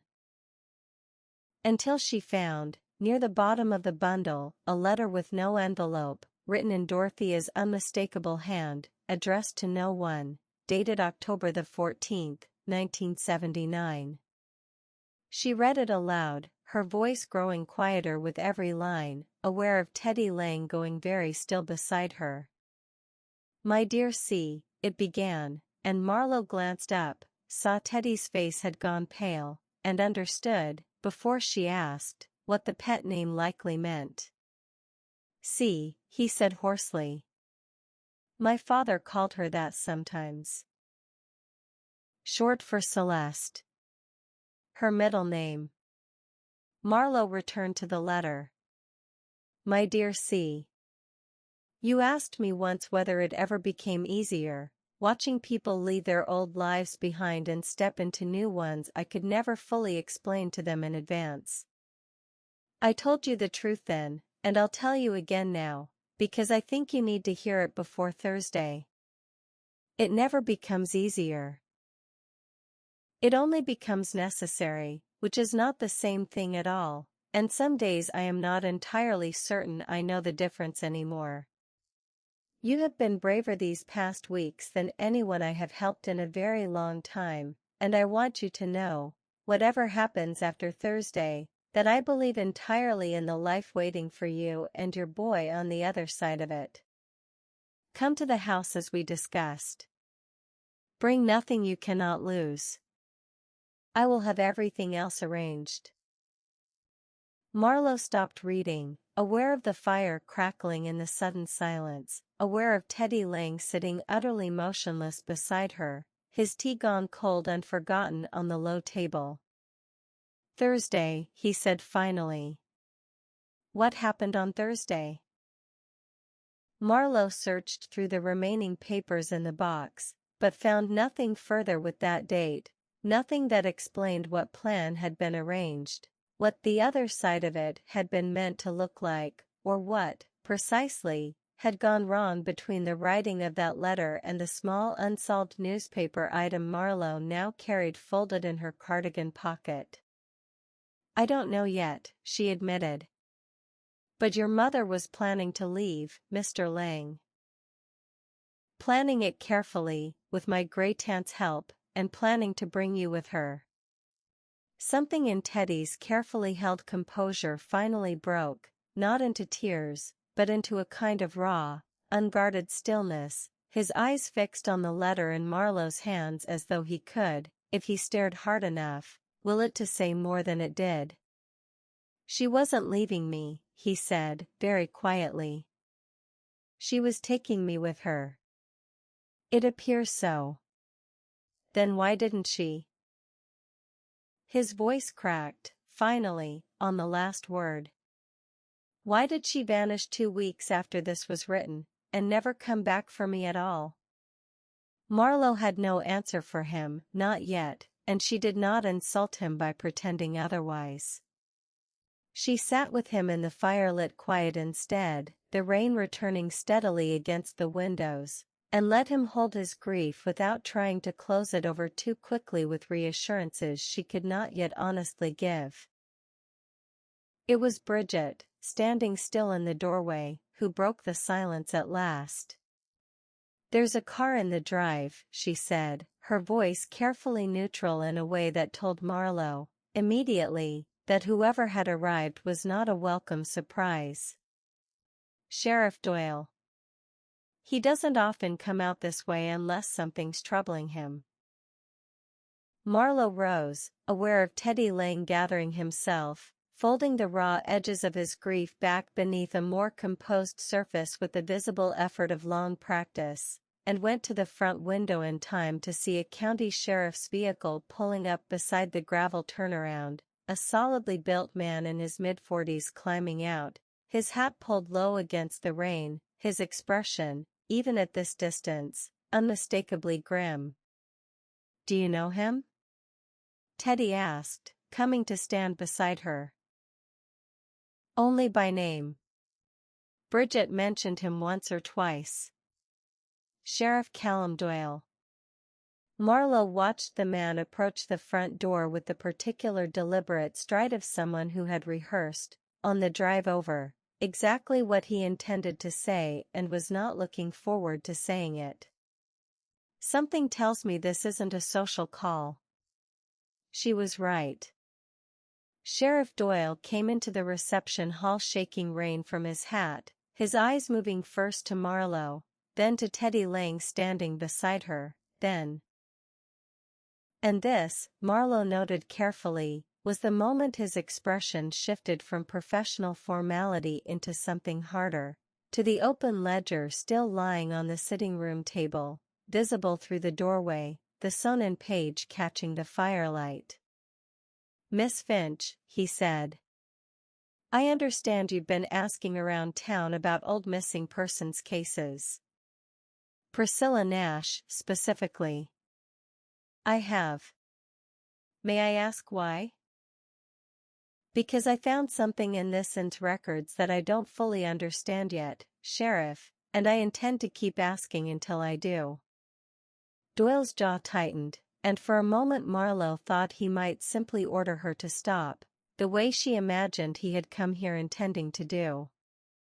Instead, his eyes drifted again, almost against his will, to the ledger visible through the doorway, and something in his composed, official manner cracked, just slightly, at the edges. "I'd like to see that book," he said, his voice lower now, less official and more, Marlowe thought, like a man asking a question he was afraid to hear answered. She led him into the sitting room without a word, and watched him approach the low table the way a man might approach a wound he suspected was worse than he'd been told. He read down the list of 12 names slowly, his lips moving faintly over each one, and Marlowe saw the exact moment his eyes reached the 6th line and stopped there entirely, his whole body going rigid. "That's my father's name," he said, very quietly. "Robert Doyle." 1977. The fire popped in the grate, and outside the rain continued its steady drumming against the windows, and Marlowe watched a county sheriff. A man who had, moments before, arrived intending to shut down her investigation entirely, stand frozen over a leather-bound ledger, staring at his own father's signature beside a date that placed his disappearance squarely inside whatever quiet, decades-long practice Harbor House Inn had once concealed. "My father left when I was 7 years old," Doyle said, his voice gone strange and distant. "Everyone told me he'd simply had enough of us. My mother never remarried. Never spoke his name again, not once, not in 30 years. He looked up, and his eyes, when they met Marlowe's, held something raw and unguarded that had nothing left of the official grimness he'd arrived with. "You're telling me he was here? In this house? And that he's one of your, whatever this is?" "I'm telling you," Marlowe said carefully, "that I don't yet know what any of this means, Sheriff. But I think you'd better sit down, and I think, given everything, you should hear what Mr. Lang and I have already discovered." Teddy Lang extended a hand toward the sheriff, the particular solidarity of two strangers discovering, in the space of a single afternoon, that they shared a grief far more specific and far stranger than either had imagined possible. "Teddy Lang," he said quietly. "My mother's on that page too. Line 9. Sheriff Callum Doyle looked between the two of them. The ledger open on the table, the fire burning low in the grate, the rain streaking steadily down the windows behind them, and sat, slowly, in the empty chair Marlowe offered, his hat still clutched forgotten in one hand. "Then I think," he said, "you'd better tell me everything you know. Starting from the beginning." Chapter 6.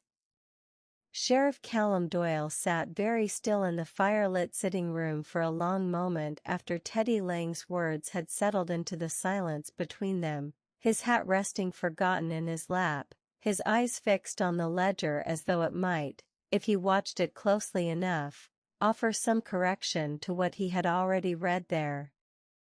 "Everything," Marlowe said again, gently. "I think that's fair, given what you've just seen." Doyle drew a slow breath, the kind of breath a man takes when he is deciding whether to let a wall come down that he has spent decades reinforcing. "My father," he said finally, "was not a man anyone in this town spoke well of, after he left. He owed money. A good deal of it, to people who were not in the business of forgiving debts quietly. My mother used to say, when she said anything at all, that he'd run off rather than face what he owed, and left the rest of us to face it instead." His jaw tightened. "I grew up believing my father was a coward. I built a career, Miss Finch, out of the particular fury of a boy who decided, very young, that he would never be the kind of man who ran from a hard thing. And now you're telling me he was here. In this house. 2 years before I have any memory of him at all." 1977, Marlowe said, glancing again at the ledger. "You'd have been 5. I was 5 years old." Doyle shook his head slowly. "I don't understand. If he was here in 77, why did he stay another 2 years before he actually left us? Why the delay?" It was Teddy who answered, quietly, from across the low table, his own grief lending him an unexpected authority on the subject. "Maybe it wasn't so simple as just walking out the door," he said. "My mother's letter, the one Miss Finch read to me, talked about a plan. Something arranged carefully, over weeks. Maybe your father needed the same kind of time." Maybe 2 years is how long it took to arrange whatever needed arranging, to make it safe. Safe from what? Doyle's voice had gone rough. From debt collectors? You don't need 2 years and a secret ledger to hide from men who are owed money, you need a good lawyer and a change of address. Unless the men who were owed money, Marlowe said slowly, working it through even as she said it aloud, were not the kind who accepted a change of address as the end of the matter. Doyle looked at her for a long moment, something working behind his eyes that she recognized, from her own years of interviewing people forced to reconsider the foundational stories of their own lives, as the particular vertigo of watching an old certainty come apart. "You're saying my father was in danger," he said. "That leaving wasn't cowardice. That it was, what, protection? For us?" "I don't know yet," Marlowe said honestly. "But I intend to find out, and I don't think either of you should have to sit with half an answer longer than necessary." She rose and crossed to the small writing desk in the corner of the sitting room, returning with a notepad and pen, and for the next hour the three of them worked through what they knew together, cross-referencing dates and names with the particular grim thoroughness of people who had each, in their own way, spent decades circling a wound they had never been permitted to properly examine. Doyle, it emerged, had access, official, if he chose to use it carefully, to old county records that neither Marlowe nor Teddy could easily reach. Court filings. Old case files, some of them still technically open, gathering dust in the basement of the county building.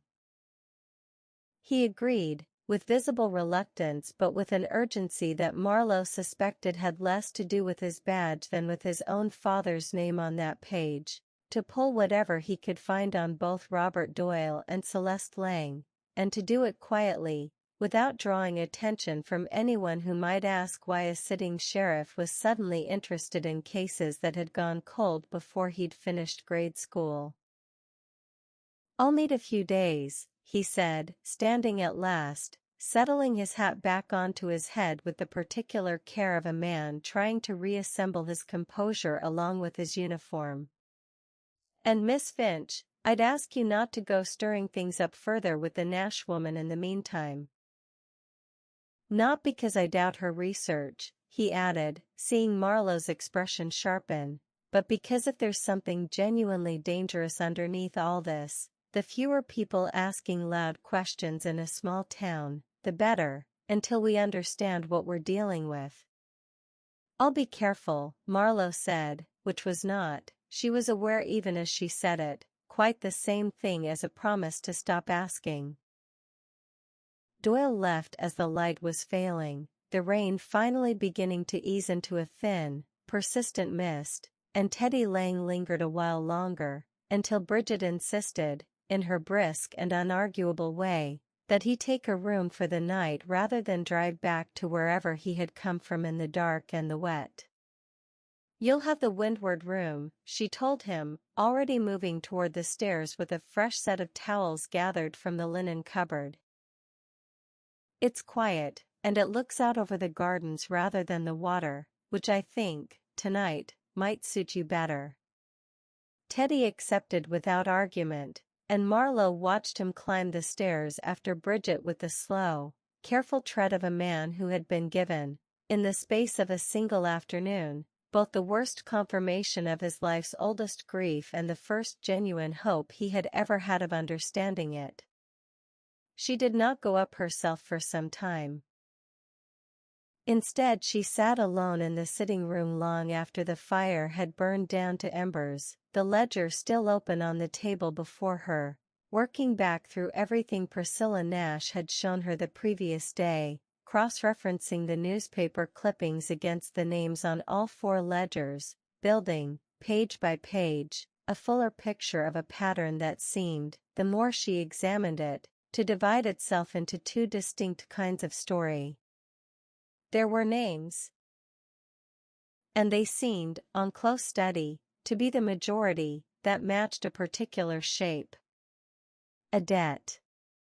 A dangerous marriage. A cult, in one case, that Priscilla's files suggested with unusual specificity.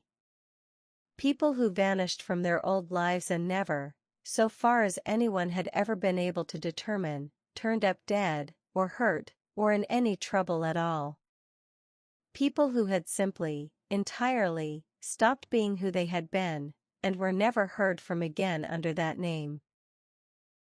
And then there were a handful of names, four, that she had found so far, matching the small, thin newspaper items Priscilla had shown her, that carried a different quality entirely. A quality of genuine, unresolved loss. No trace of a new life beginning elsewhere. No family ever quietly reassured, years later, by a postcard or a phone call that never came, that the person they had lost was, in fact, alive and simply elsewhere. Only silence, total and unbroken, for decades. Celeste Lang's name was among these four. Marlowe was increasingly certain of it, though she had not yet found anything that confirmed, one way or another, what had actually happened to distinguish her case from the others, what had gone wrong, if something had gone wrong at all, between the tender promises of that October letter and the small, cold item in the local paper 2 weeks later. She thought of Otis Pruitt's admission the previous night, standing in the wet dark between the shed and the carriage house. "I drove who, Otis? Where?" "Not tonight," he had said. "Tomorrow." It was well past midnight by the time Marlowe finally climbed the stairs to bed. The house settled into its deep, familiar quiet, the sea below the cliff still restless from 2 nights of storm but no longer violent, only a steady, ceaseless murmur against the rocks. She passed the windward room, where a thin line of lamplight still showed beneath the door, and understood that Teddy Lang, too, was finding sleep difficult tonight, and did not blame him for it. She woke, some hours later, to the particular quality of near-total silence that comes only in the deepest part of the night, and lay for a moment in the dark trying to identify what had disturbed her, before she heard it again.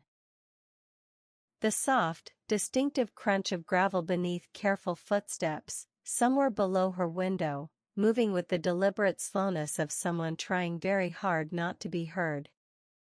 She rose without lighting a lamp and crossed to the window, easing the curtain back just far enough to see the drive below. Otis Pruitt stood beside his old pickup truck, loading something into the flatbed. A wooden crate, she saw, similar to the one she had found in the shed 2 nights before, and beside it, a second, smaller box that he handled with visibly greater care, cradling it against his chest for a moment before setting it down with obvious reluctance. Marlowe watched him work for several minutes, his movements quick and practiced despite his age, glancing occasionally toward the house with the wary alertness of a man who had done this exact thing many times before and had never once, she suspected, been caught at it. It was 2 a.m, according to the small clock on the bedside table, and Otis Pruitt was moving crates out of that locked shed under cover of darkness, on the very same day Marlowe had discovered its contents for herself. She dressed quickly and quietly, and made her way down the back stairs, through the kitchen, and out into the cold, damp night air, arriving at the edge of the drive just as Otis was closing the truck's tailgate. "Going somewhere, Otis?" He did not startle, which told her something in itself. Either he had heard her coming and simply chosen not to react, or he had, on some level, expected this conversation to happen tonight regardless of how carefully he'd moved. "Storage unit, 2 towns over," he said, without turning around immediately. "Been meaning to clear that shed out properly for years." "You're finding it the other night just," hurried the matter along. That's not an answer, Otis, and we both know it. He turned then, and in the pale moonlight breaking through the last of the retreating clouds, Marlowe saw something in his weathered face that had not been there during their brief, guarded exchange 2 nights before, a kind of exhaustion that went beyond the physical, the particular weariness of a man who had carried a weight alone for far too long and had, at some point in the last 48 hours, quietly decided he no longer had the strength to keep carrying it in silence. "Sit with me a minute," he said. "In the truck. Out of this damp. I'll tell you what I told you I would." Marlowe climbed into the passenger seat, the old vinyl cold and cracked beneath her, the cab smelling of engine oil and tobacco long since given up, and Otis settled himself behind the wheel without starting the engine, staring out through the windscreen at the dark garden rather than at her. "Your aunt," he said slowly, "was not the woman most people in this town believed her to be." "Not entirely. She kept this in beautifully, same as everybody says. Good breakfasts, good rooms, a fair wage for the people who worked for her. But underneath all that, Miss Finch, she was running something else. Something she never once explained to me in full, not in 30 years, though I understood well enough what it was, working alongside it as long as I did." "What was it, Otis?" He was quiet for a long moment, his weathered hands resting on the wheel though the engine remained off, and when he finally spoke, his voice had gone rough in a way Marlowe had not heard from him before. "People came to her," he said. "Frightened people. Desperate people. Women, mostly, though not always, running from men who meant to hurt them, or worse. Sometimes running from debts that would have cost more than money to settle.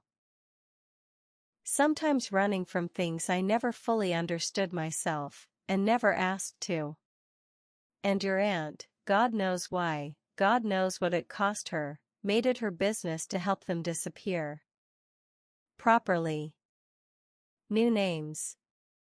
New papers. New lives, somewhere far enough away that whatever they were running from could never find them again."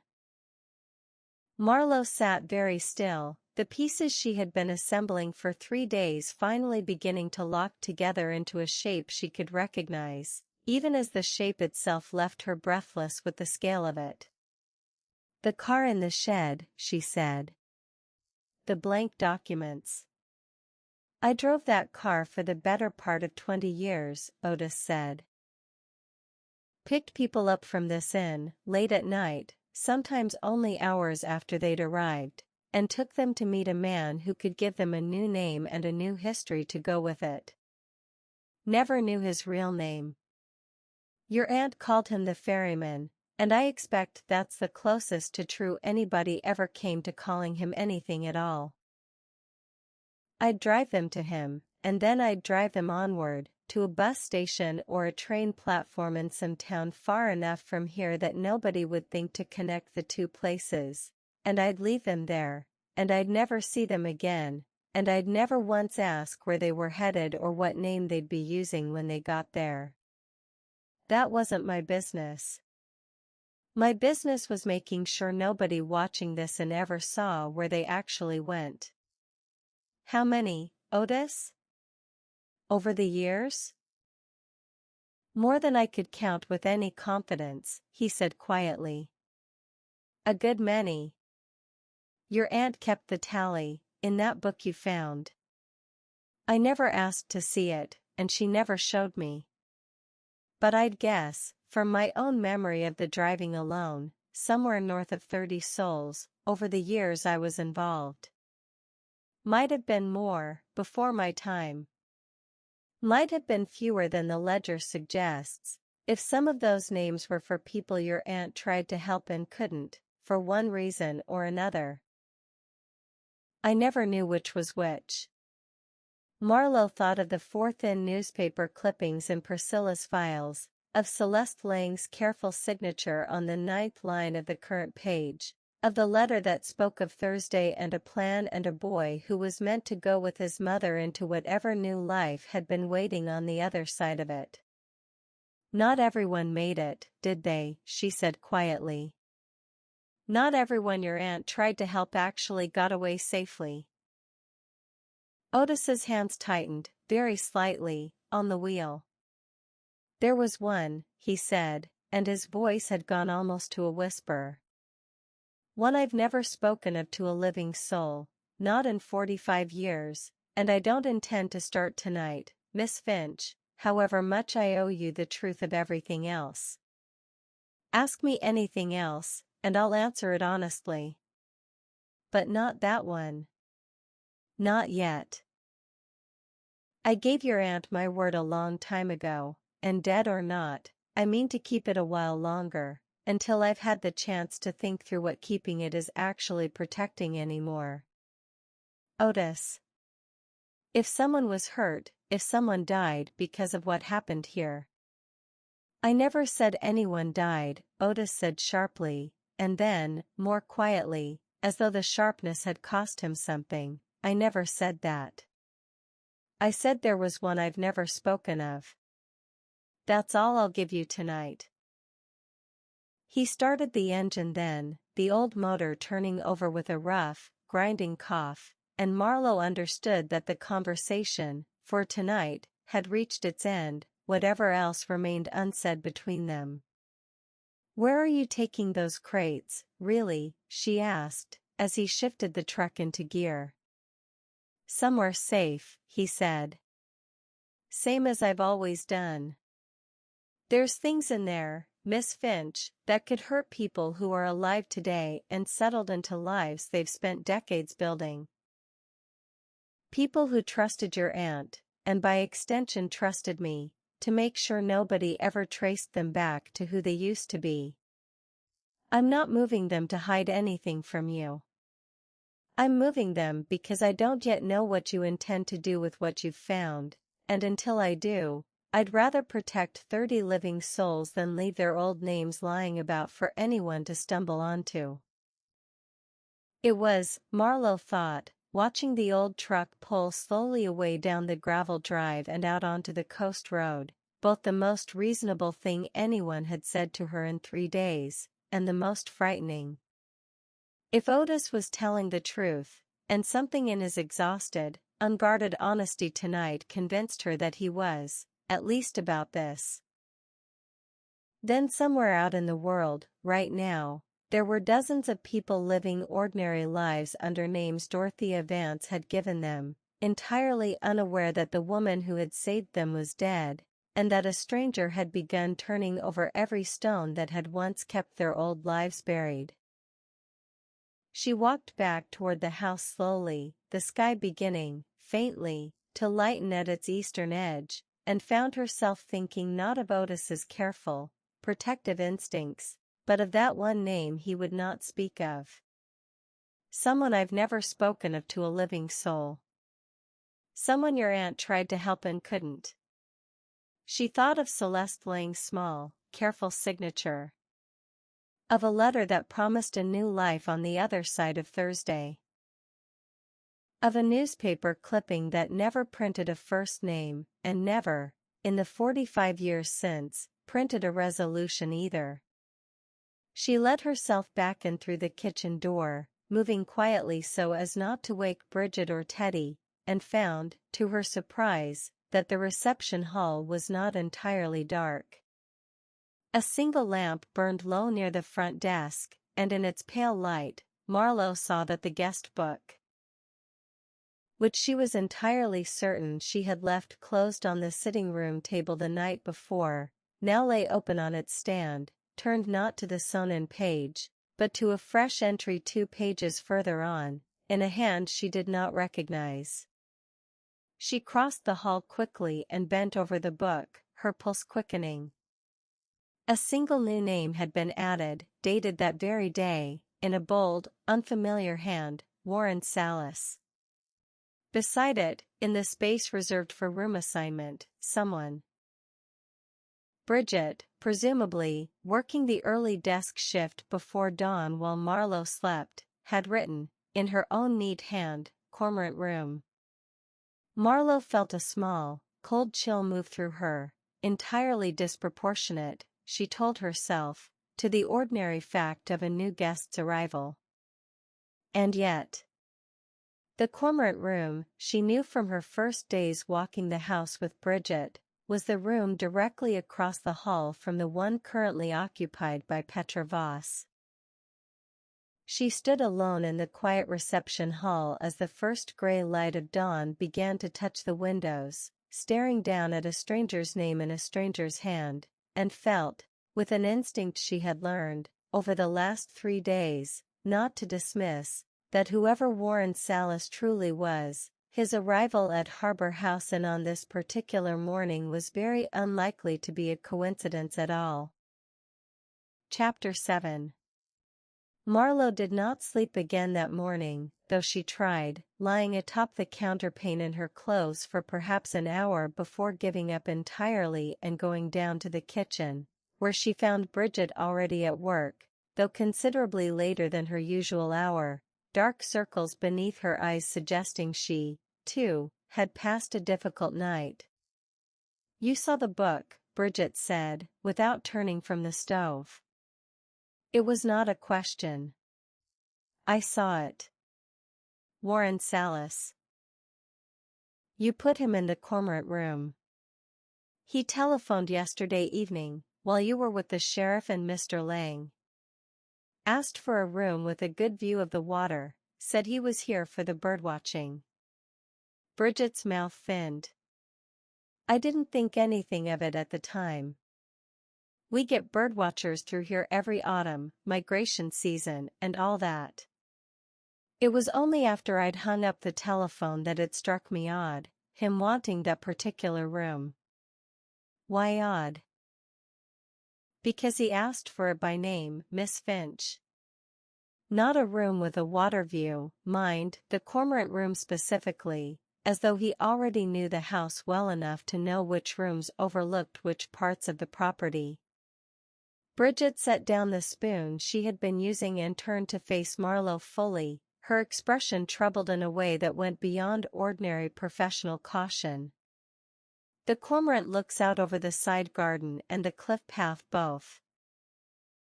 It's also, as you'll have noticed, directly across the hall from the room your Miss Boss is in." Marlowe felt the same cold unease she had experienced standing over the guest book at dawn settle more firmly into her chest. "Has he arrived yet?" "Not until this afternoon," he said. "Some business in Portland first." Bridget resumed her cooking with brisk, unconvincing normalcy. "I've put nothing past you these past few days, Miss Finch, and I don't intend to start now, so I'll say plainly what I'm thinking, and you can tell me if I'm being foolish. I don't like it. A stranger asking for a specific room by name, the same week we've a young woman staying here who arrived with no reservation, no luggage, and a signature that doesn't match her own name.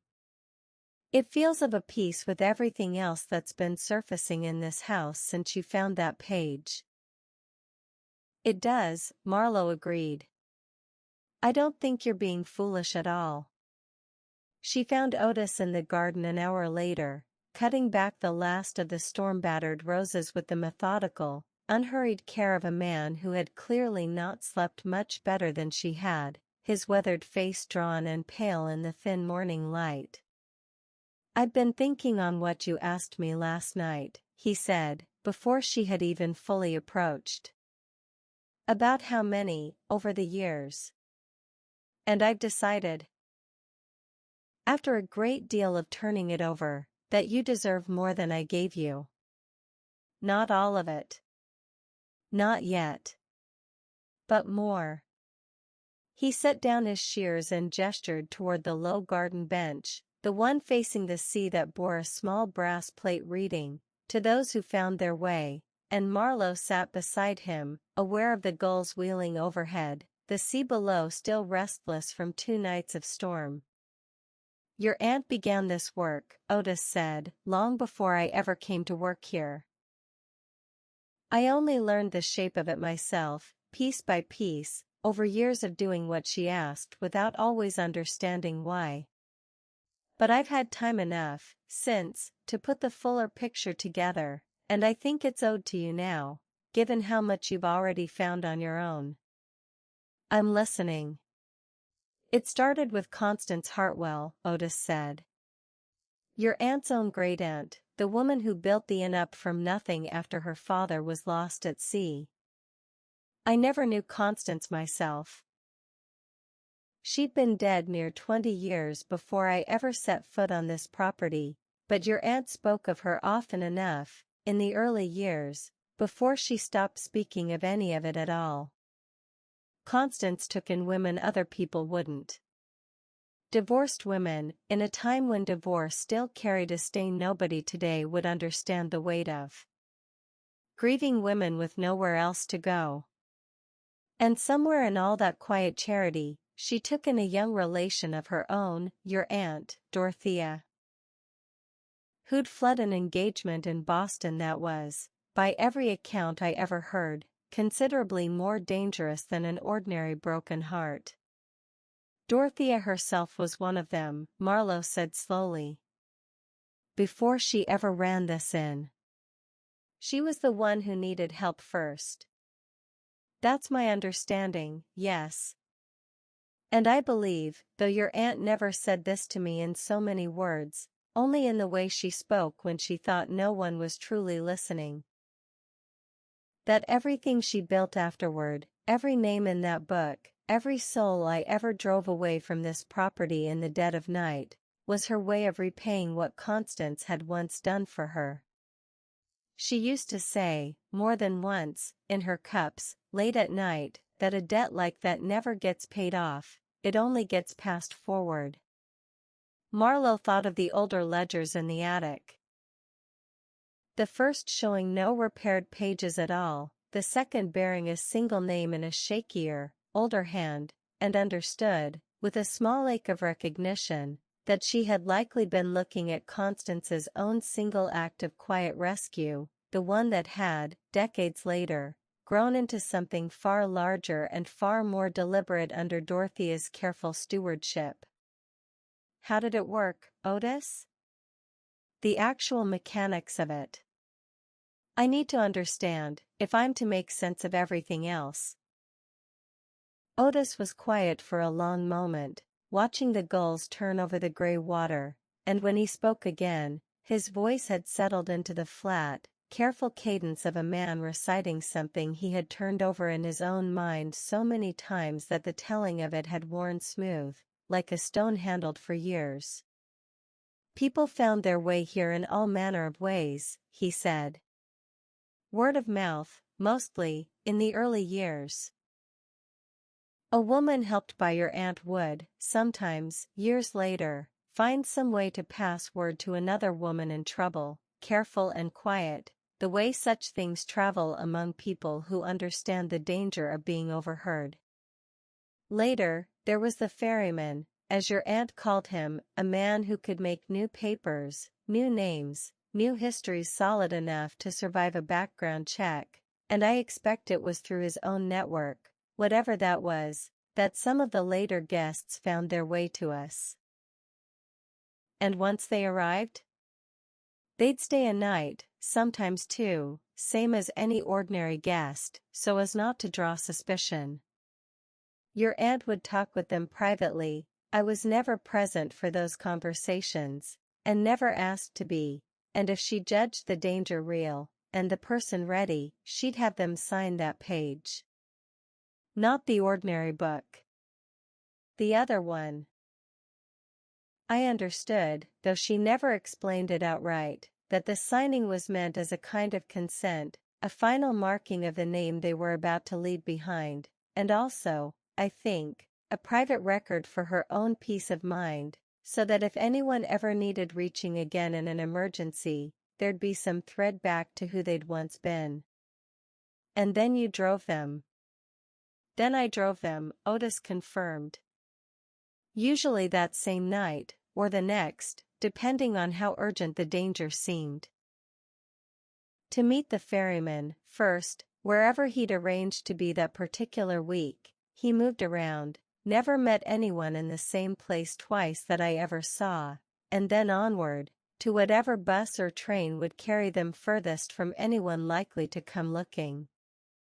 I never knew the destinations they ultimately chose. That was, your aunt always said, the one piece of knowledge nobody involved in the arrangement should ever hold, in case any of us were ever asked questions we couldn't honestly answer.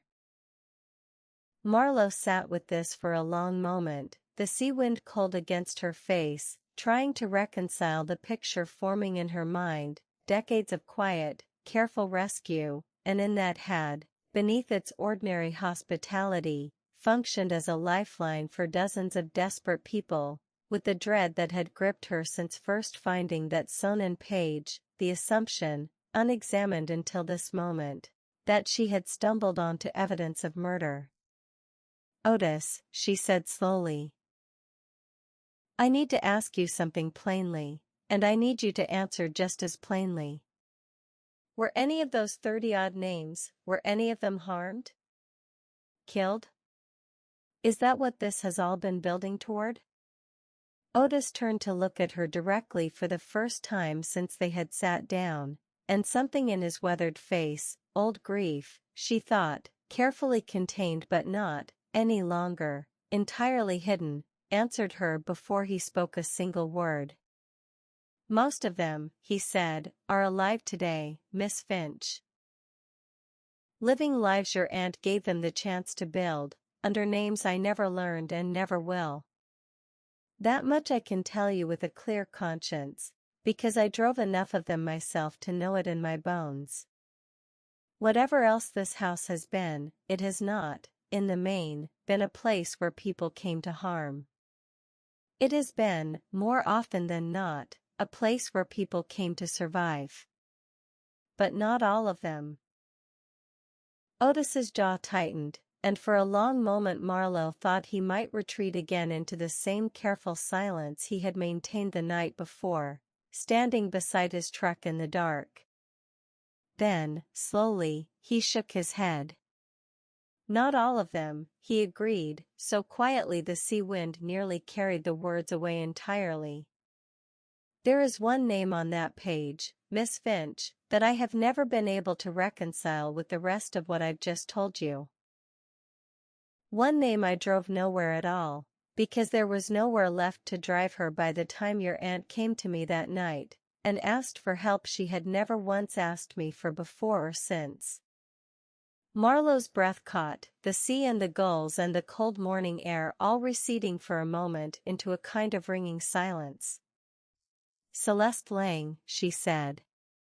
Otis flinched, very slightly, at the name, though he did not deny it. "I won't say more than that today," he said, his voice rough. "Not because I don't trust you, Miss Finch, but because there's a young man asleep in your windward room right now who deserves to hear whatever comes next from someone who's thought carefully about how to say it, and I am not, this morning, that someone. Give me time. A day, perhaps 2. I gave your aunt my word a long time ago that this particular truth would only ever be spoken when the moment was right, and God help me, I still don't know if I'm the one who's meant to judge when that moment has come." He rose from the bench before she could press him further, gathering his shears with hands that were not, Marlowe noticed, entirely steady, and made his way back toward the garden shed without another word, leaving her alone on the bench with its small brass dedication, the wind pulling at her hair, the sea churning gray and endless below the cliffs. "To those who found their way." She understood now, with a clarity that left her strangely breathless, that the dedication had never been mere sentiment. It had been, all along, a quiet, careful truth, one that applied, she now believed, to the overwhelming majority of the names sewn into that ledger's pages, women and men who had walked into this house frightened and left it, eventually, to become someone else entirely, safe, alive, unreachable by whatever danger had once pursued them. But it did not apply to all of them. And she was now entirely certain that Celeste Lang's name belonged among the few for whom the house's careful promise had, for reasons still unknown to her, catastrophically failed. She found Teddy Lang awake and dressed when she returned to the house, sitting alone in the breakfast room with a cup of tea gone cold before him, staring out at the restless sea with the particular stillness of a man who had not, she suspected, slept any better than she had. "I heard voices in the garden," he said, as she sat across from him. "Was that Otis?" It was. Marlowe hesitated, weighing how much to share, and decided, in the end, that Teddy Lang had earned the truth as plainly as she could offer it, even the parts that remained incomplete. "He's told me a great deal this morning. Most of it, I think, good news, in its strange way. Vincent has spent decades helping frightened people disappear and build new lives elsewhere, Teddy. Dozens of them, by his account. Alive today, most of them, under names none of us will ever know." Something in Teddy's face shifted, hope, cautious and unwilling, warring visibly with the old, entrenched grief he had carried for 4 decades. "You're saying my mother might be one of those? Alive somewhere?" Marlowe made herself hold his gaze, unwilling to offer false comfort where none had yet been earned. "I'm saying that's true for most of the names on that page," she said carefully. "But Otis would not confirm it for your mother specifically. He asked for time before he'd say more, and something in the way he asked it, Teddy, told me the answer where your mother is concerned may not be the one we're both hoping for." Teddy absorbed this in silence, his hands wrapped around the cold teacup, and when he finally spoke again, his voice had steadied into something harder, more resolved. "Then I'll wait for his answer," he said. "But I want you to know, Marlowe. Whatever it is, I'd rather have it plainly than spend one more day of my life not knowing. I've had 40 years of not knowing. I find I've run entirely out of patience for it." It was shortly after 2 that afternoon, with the sky clearing at last into a pale, watery blue and the last of the storm's debris being cleared from the garden paths, that a car Marlowe did not recognize came up the long gravel drive. A dark, unremarkable sedan, considerably newer than Otis's old truck, driven by a man who parked it with the careful precision of someone unused to gravel drives and unwilling to risk the paintwork.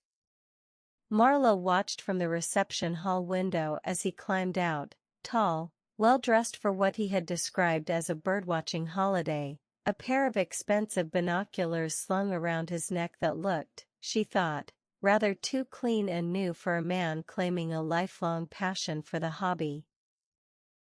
He carried a single small case, no larger than an overnight bag, and moved toward the front door with an unhurried, watchful ease that put her, immediately and without any evidence she could yet articulate, on her guard.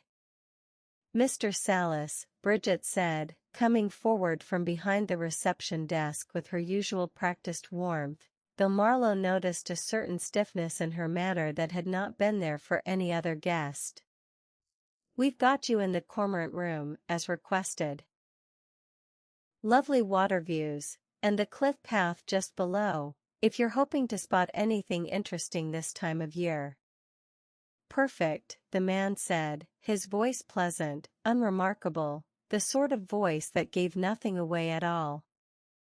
"I hear this stretch of coast gets some rather unusual migratory visitors in autumn. I do hope I'm not too late in the season." "Not at all," Bridget said. "You'll need to sign the book, of course. It's tradition here."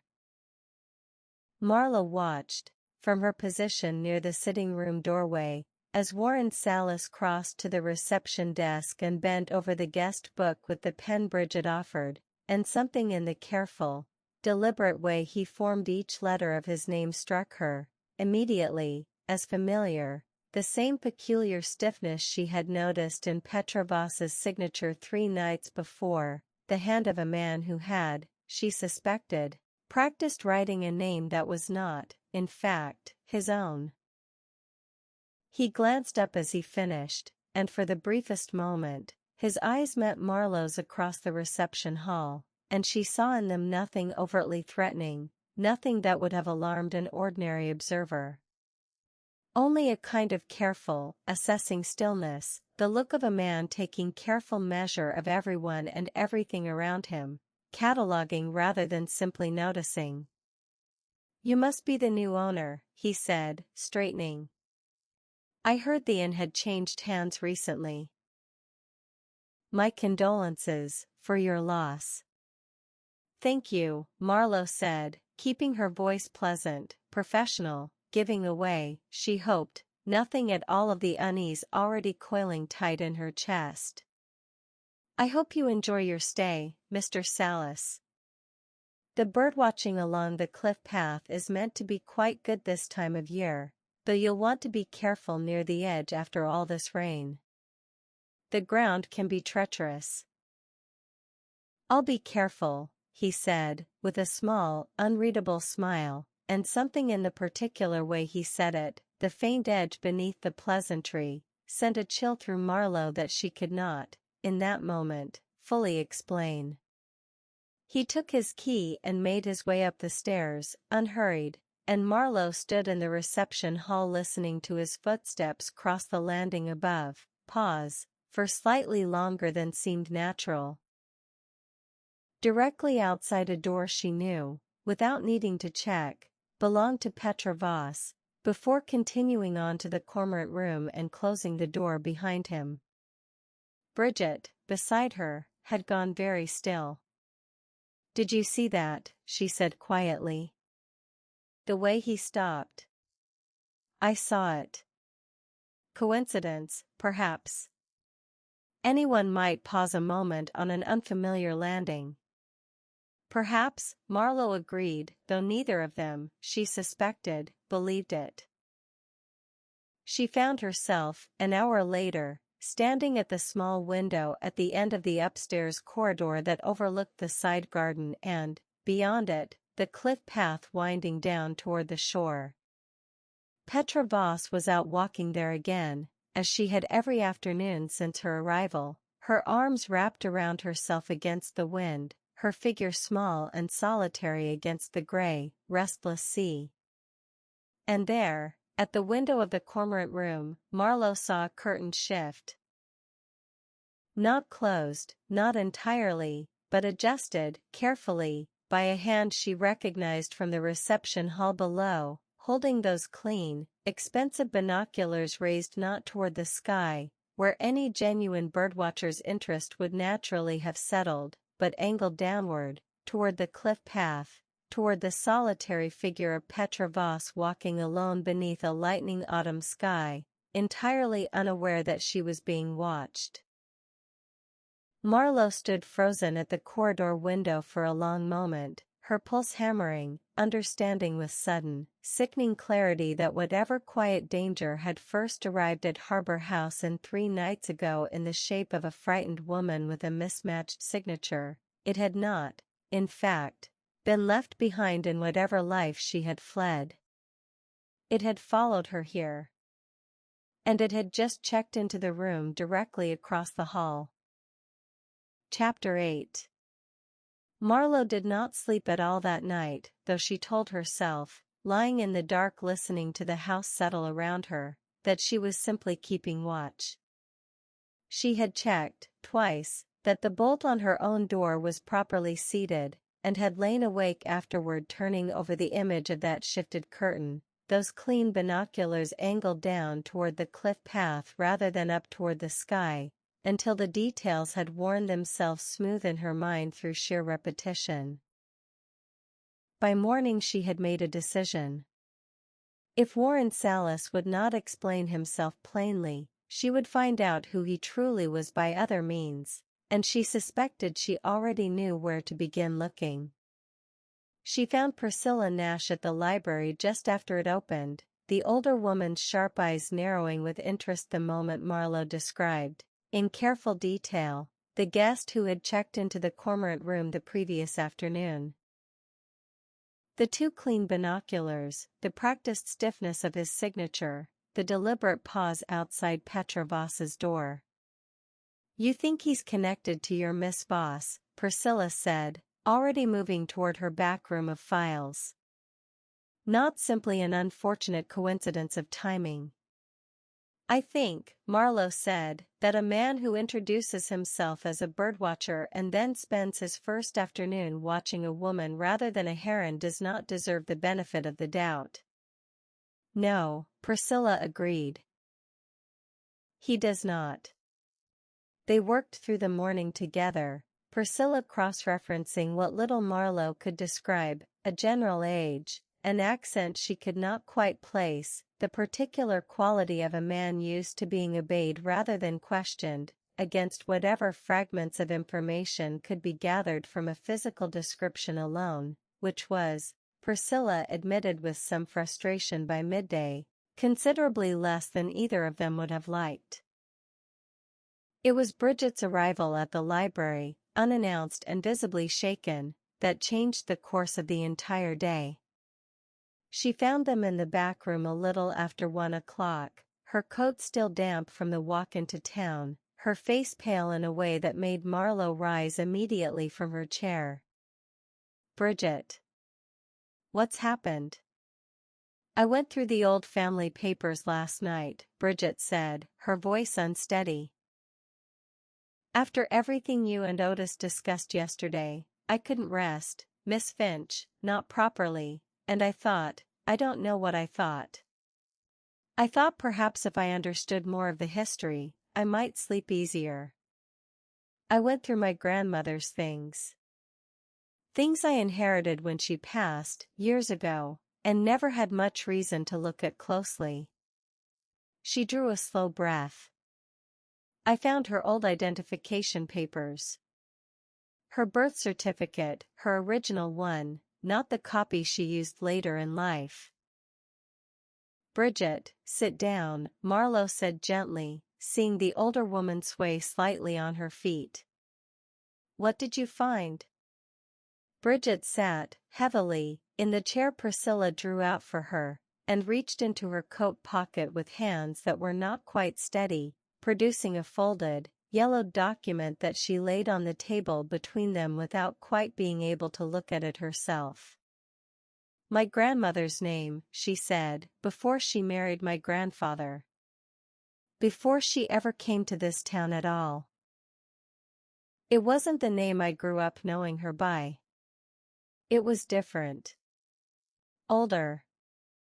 And when I went back through the ledger last night, Miss Finch, after you'd gone up to bed, I found it. On the page. The 1974 entry. My own grandmother's maiden name, in her own hand, dated 3 months before she ever appeared in this town's records under the name I always knew her by." The room went very quiet. "You're saying your grandmother was one of the names," Marlowe said slowly. "One of the people your aunt helped."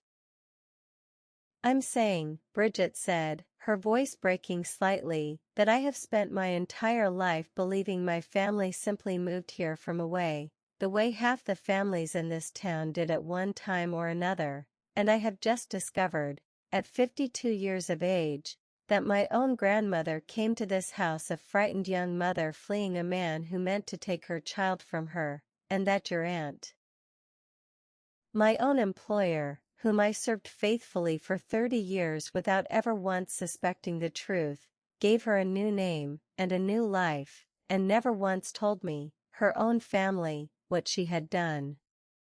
Priscilla reached across the table and took Bridget's hand, an unexpectedly gentle gesture from a woman whose manner, Marlowe had come to understand over the past several days, ran more naturally toward brisk efficiency than open tenderness. "She protected you by not telling you," Priscilla said quietly. "The same way she protected everyone whose name is written in that book." Silence was the only currency she had to keep any of them safe, Bridget. "Yourself included, whether you ever knew it or not." Bridget nodded slowly, wiping at her eyes with the back of one hand, and Marlowe watched something settle over her. Not quite peace, not yet, but the beginning of an understanding that would need time to fully take root. "I don't know whether to be grateful," Bridget said, "or furious that she never told me. I find I am, at this moment, rather thoroughly both." "I imagine," Marlowe said gently, "that's precisely how everyone who discovers themselves connected to that book must feel, one way or another."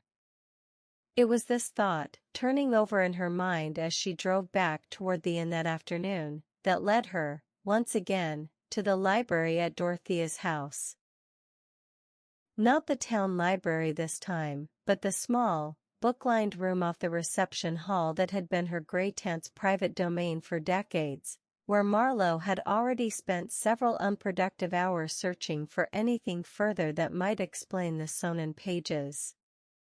She had noticed it before, in passing, without understanding its significance. A groove worn into the floorboards in front of one particular shelf, deeper and more pronounced than the ordinary where one might expect from decades of foot traffic. She had assumed it marked simply where Dorothea had stood most often, retrieving books from a favorite shelf. Standing before it now, in the fading afternoon light, Marlowe understood it differently. It was the groove of someone who had paced, repeatedly, obsessively, over many years, in front of this exact spot, working through some private anguish that had returned her, again and again, to the same patch of floor. She examined the shelf itself carefully this time, running her fingers along its edges, and found, tucked behind a row of unremarkable gardening manuals that seemed, on closer inspection, to have been shifted forward slightly to conceal the space behind them, a slim leather journal, its cover worn soft with handling, considerably more personal in character than the formal guest ledgers she had already found. She sat by the library fire and opened it carefully. The handwriting was unmistakably Dorothea's, though considerably more urgent, more private, than the careful formal script of the guest book, the writing, Marlowe thought, of a woman speaking only to herself, with no expectation that anyone else would ever read these words. The entries were not dated consistently, some marked only by season, others by specific days, and Marlowe worked backward through them slowly, searching for anything that touched on the year 1979, her pulse quickening with every page. She found it near the journal's middle, an entry marked simply October, 1979, the ink slightly smudged in places, as though the pen had been pressed and lifted repeatedly by a hand that could not settle. "Storm tonight, the same as before," she read. "I keep thinking of that. The same storm, near enough, 13 years on, and I cannot decide if it is coincidence or some cruelty the sea intends particularly for me." Marlowe frowned, uncertain what earlier storm Dorothea meant, and read on. "Sea arrived safely 2 nights past, frightened but resolved, and I believed, God forgive me, that we had done everything correctly this time. The boy stayed with his father as arranged, to be collected properly once the new papers were ready, so as not to raise suspicion by a sudden joint departure. I told her Thursday. I told her to trust the plan, the same plan that has served so many others so well. I did not know, could not have known, that trust would be the very thing that cost her everything." Marlowe's hands had gone cold, and she made herself continue, though every instinct urged her to stop, to close the journal and simply sit with the fire's warmth a while longer before facing whatever came next. He followed her. I do not know how he learned of this place, whether she let something slip in a moment of weakness, understandable and forgivable as that would have been, or whether he had suspected for longer than any of us realized and simply waited, patient as a hunting animal, for the moment she felt safe enough to be careless. I was in the garden when I heard her cry out. By the time I reached the cliff path, it was already done. I will not write here what I saw. I have tried, and I find I cannot make the words hold the shape of it. Marlowe sat very still, the fire cracking softly in the grate, the sea audible faintly through the library's old windows, and felt the full weight of what she was reading settle into her chest like a stone dropped into still water. I made a choice that night I have never been able to fully forgive myself for making, though I believe, even now, that I would make the same choice again, and that is perhaps the most damning thing I can say about myself in this entire journal. I could not call the authorities without exposing everything, 30 years of names, of new lives built on the fragile understanding that no one would ever come looking for the people behind them. I could not risk it. So Otis and I did what needed doing, quietly, and I recorded her, on that page where she had signed only 2 nights before, as departed, the same as any of the others, though I knew, writing that single word, that it was the greatest lie I had ever told in service of what I believed to be a greater good. Her boy will grow up believing his mother abandoned him.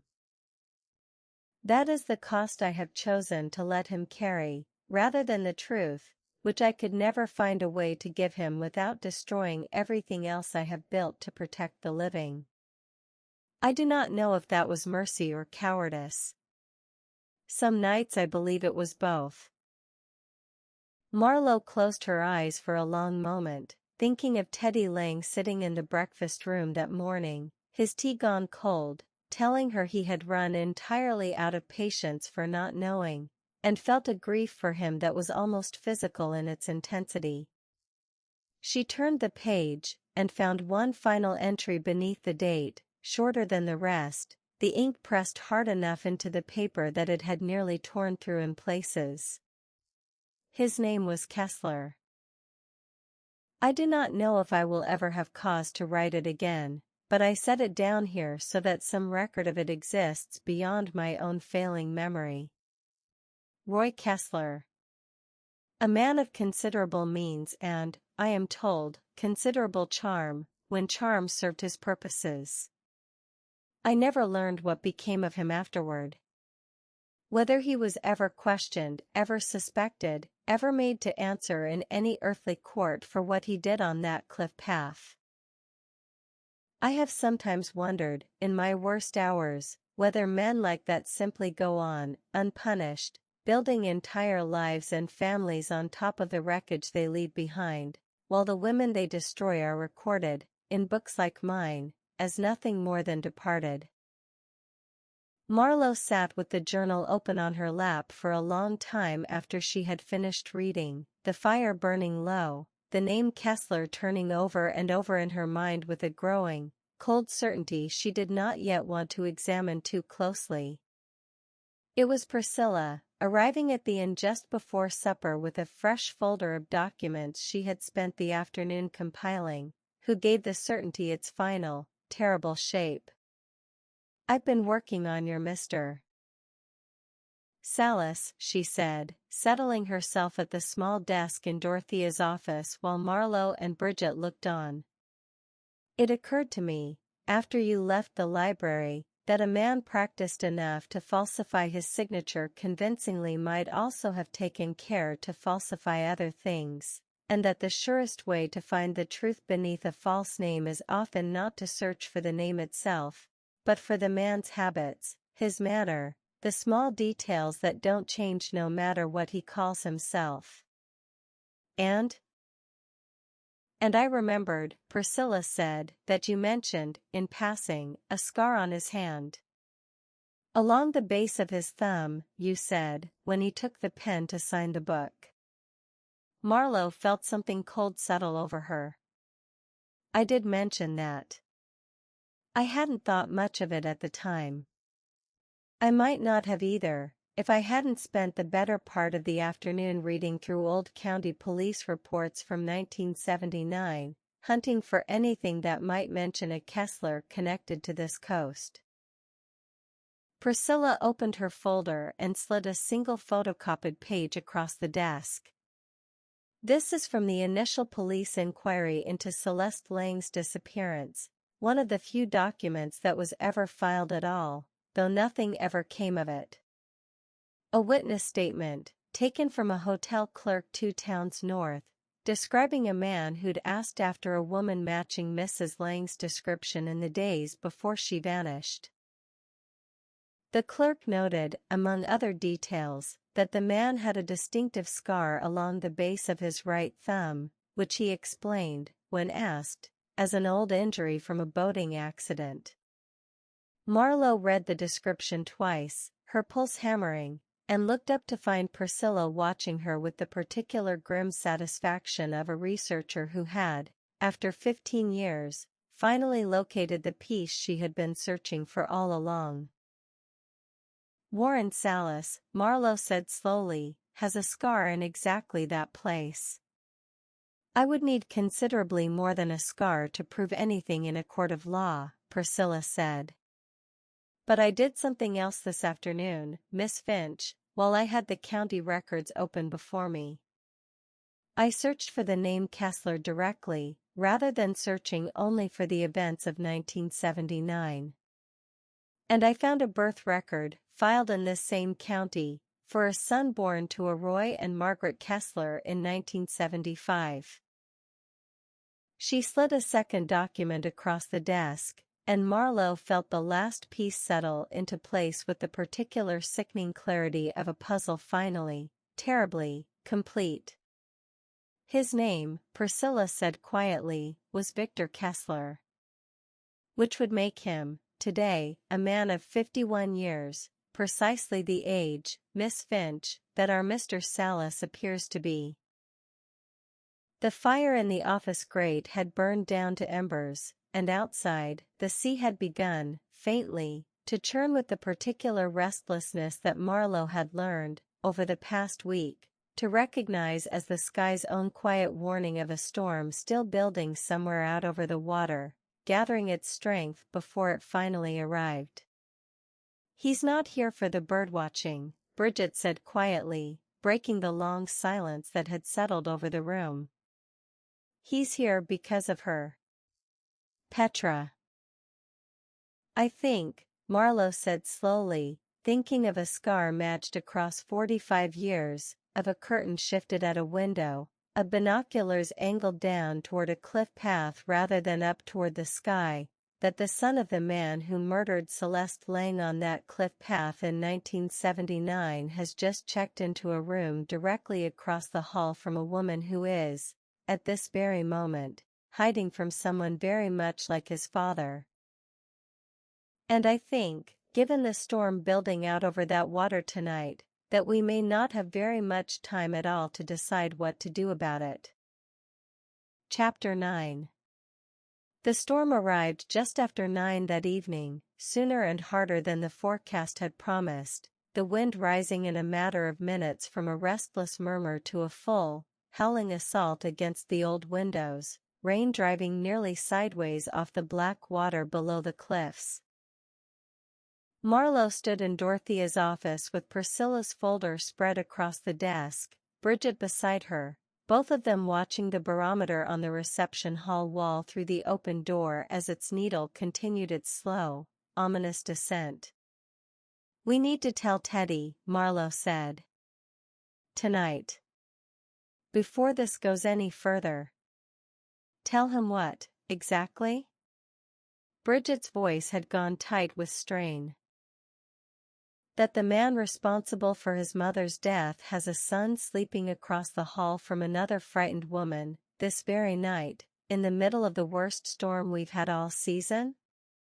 What good does that do him, beyond breaking his heart a second time?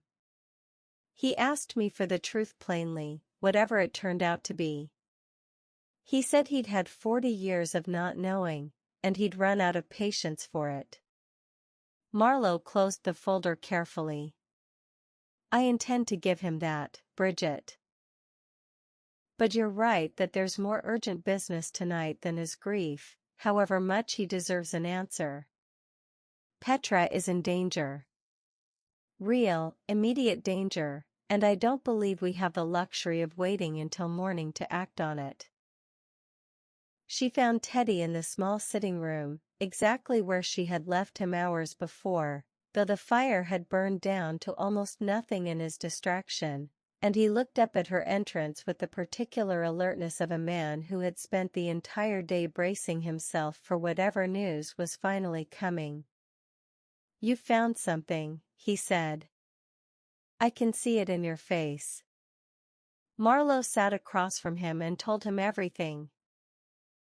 The journal entry in Dorothea's hand, the storm 13 years prior that had apparently haunted her aunt's memory even before the events of 1979, the cold, careful account of a woman followed to this very inn and killed on the cliff path before she could ever complete the journey she and her son had been promised.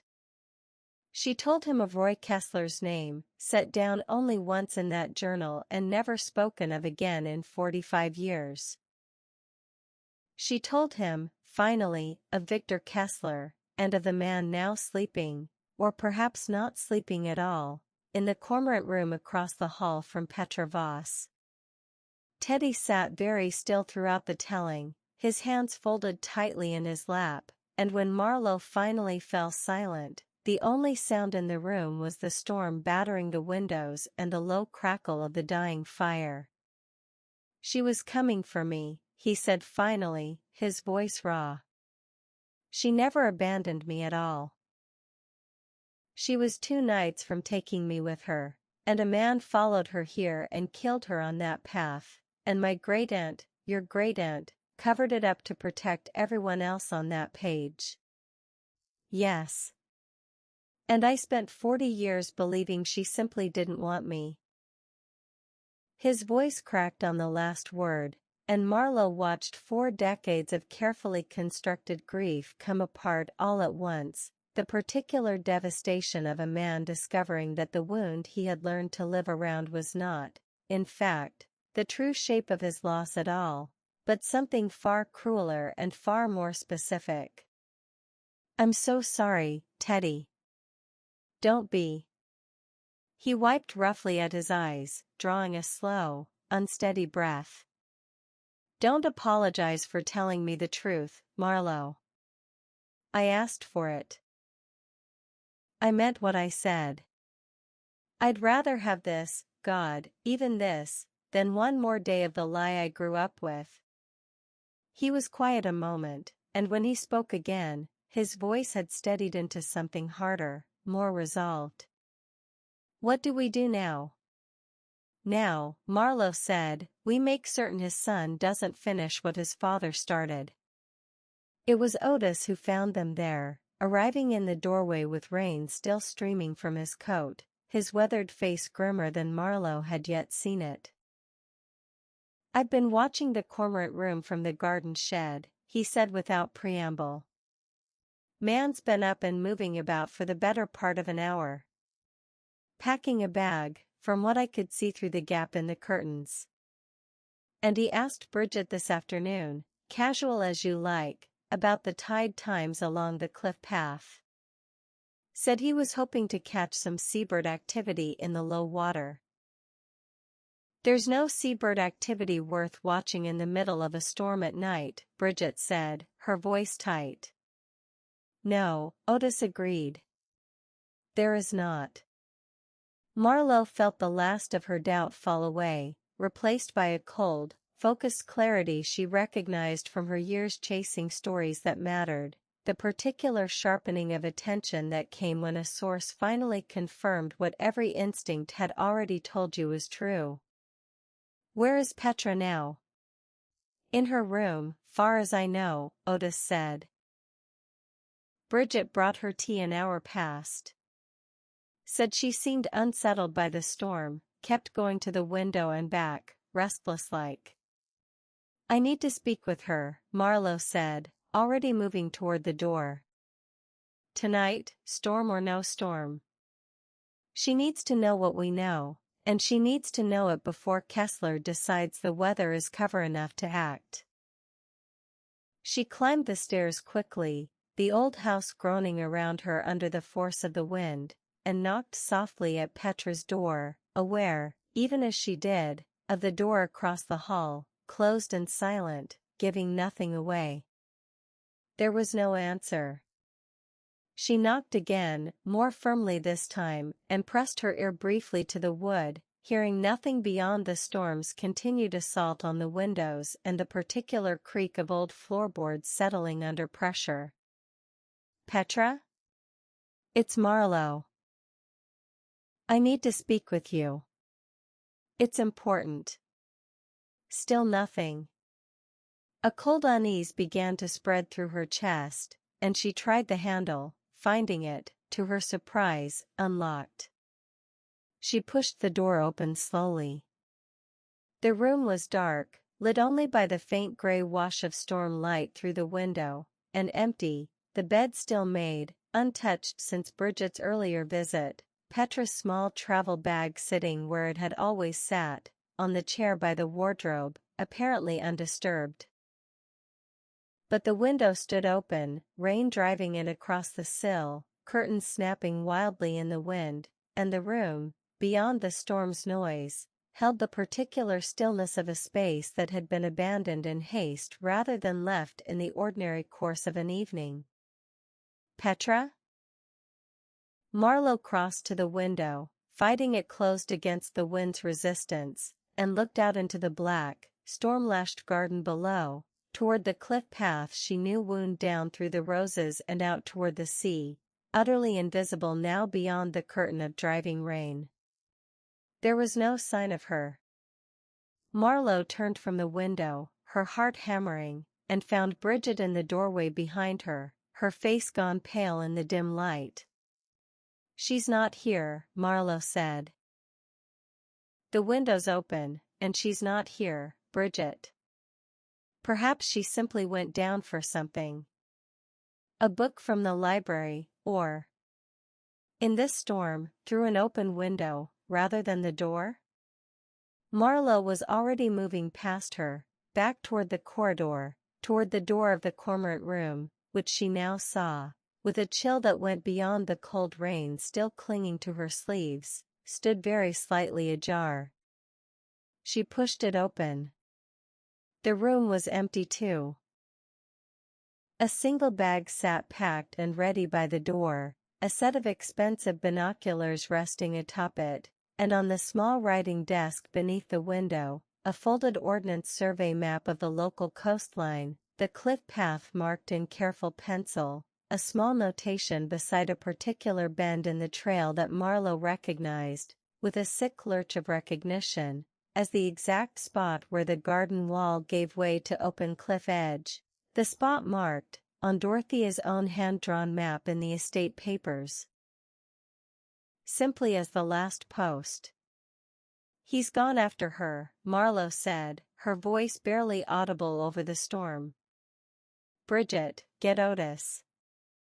Get the sheriff on the telephone, tell him to come now, tell him it's an emergency, and tell Teddy to stay here where it's safe. I'm going after them. Marlowe, you can't go out in this alone, it's not safe, the path will be. I don't have time to wait for it to be safe. Marlowe was already moving, pulling her aunt's old waxed jacket from the hook by the back door where she had left it after her nighttime visit to the shed, her hands shaking as she fumbled with the buttons. If I'm right about what that map means, Petra doesn't have very much time left at all, and neither do we. She stepped out into the full force of the storm, the wind nearly staggering her before she had gone 3 steps, rain driving into her face with a force that stole her breath entirely, and made her way across the sodden garden toward the gap in the low stone wall where the cliff path began its narrow, twisting descent toward the black, churning water below. The roses along the wall had been battered nearly flat by the wind, thorns catching at her sleeves as she pushed past them, and somewhere ahead, through the roaring dark, she thought she heard a voice, a woman's voice, raised against the storm, though whether in fear or fury she could not yet tell. "Petra," she called, her own voice torn away almost instantly by the wind. "Petra, can you hear me?" She pressed onward down the narrow path, one hand braced against the wet stone of the low garden wall where it continued alongside the trail, the ground beneath her feet slick with rain and loose gravel, the sea audible now not merely as a distant murmur but as a violent, immediate roar, waves striking the rocks far below with a force that she could feel through the very ground beneath her boots. The path narrowed further as it approached the last post. The single rotting fence marker that Otis had once told her, in an offhand comment she had thought nothing of at the time, marked the point where the maintained garden trail gave way to the treacherous, unmarked cliff edge beyond, a place locals had learned, over generations, to give a wide and respectful berth, particularly in weather such as this. And there, in the driving rain, illuminated only by the faint gray wash of stormlight off the churning water below, Marlowe saw two figures struggling at the very edge of the path, one considerably larger than the other, and heard, this time unmistakably, a woman's voice raised in genuine, desperate fear. "Petra!" She screamed, breaking into a run despite the treacherous footing. Despite every instinct urging caution on a path she barely knew in daylight, let alone in the black, storm-lashed dark. "Petra, I'm coming!" The larger figure turned at the sound of her voice, and even through the driving rain, even in the storm's gray half-light, Marlowe recognized the unmistakable shape of Warren Salas. Victor Kessler, she corrected herself, the son of the man who had killed Celeste Lang on this very path 45 years before, now standing at the very edge of the cliff with Petra Voss caught fast in his grip, her feet slipping dangerously close to the crumbling edge where the last of the garden gave way entirely to open air and the black, waiting sea far below. "Stay back!" Kessler shouted, his voice carrying a wild, ragged edge that had nothing left of the pleasant, unremarkable birdwatcher who had checked into the cormorant room only a day before. "This doesn't concern you. This is between me and my wife." "Your wife," Marlowe repeated, forcing herself to stop, some old instinct from years of talking down frightened, cornered sources telling her that a sudden movement now, on this treacherous ground, at this treacherous edge, could end in tragedy far faster than any careful, patient word. "Victor. Your name is Victor Kessler, isn't it?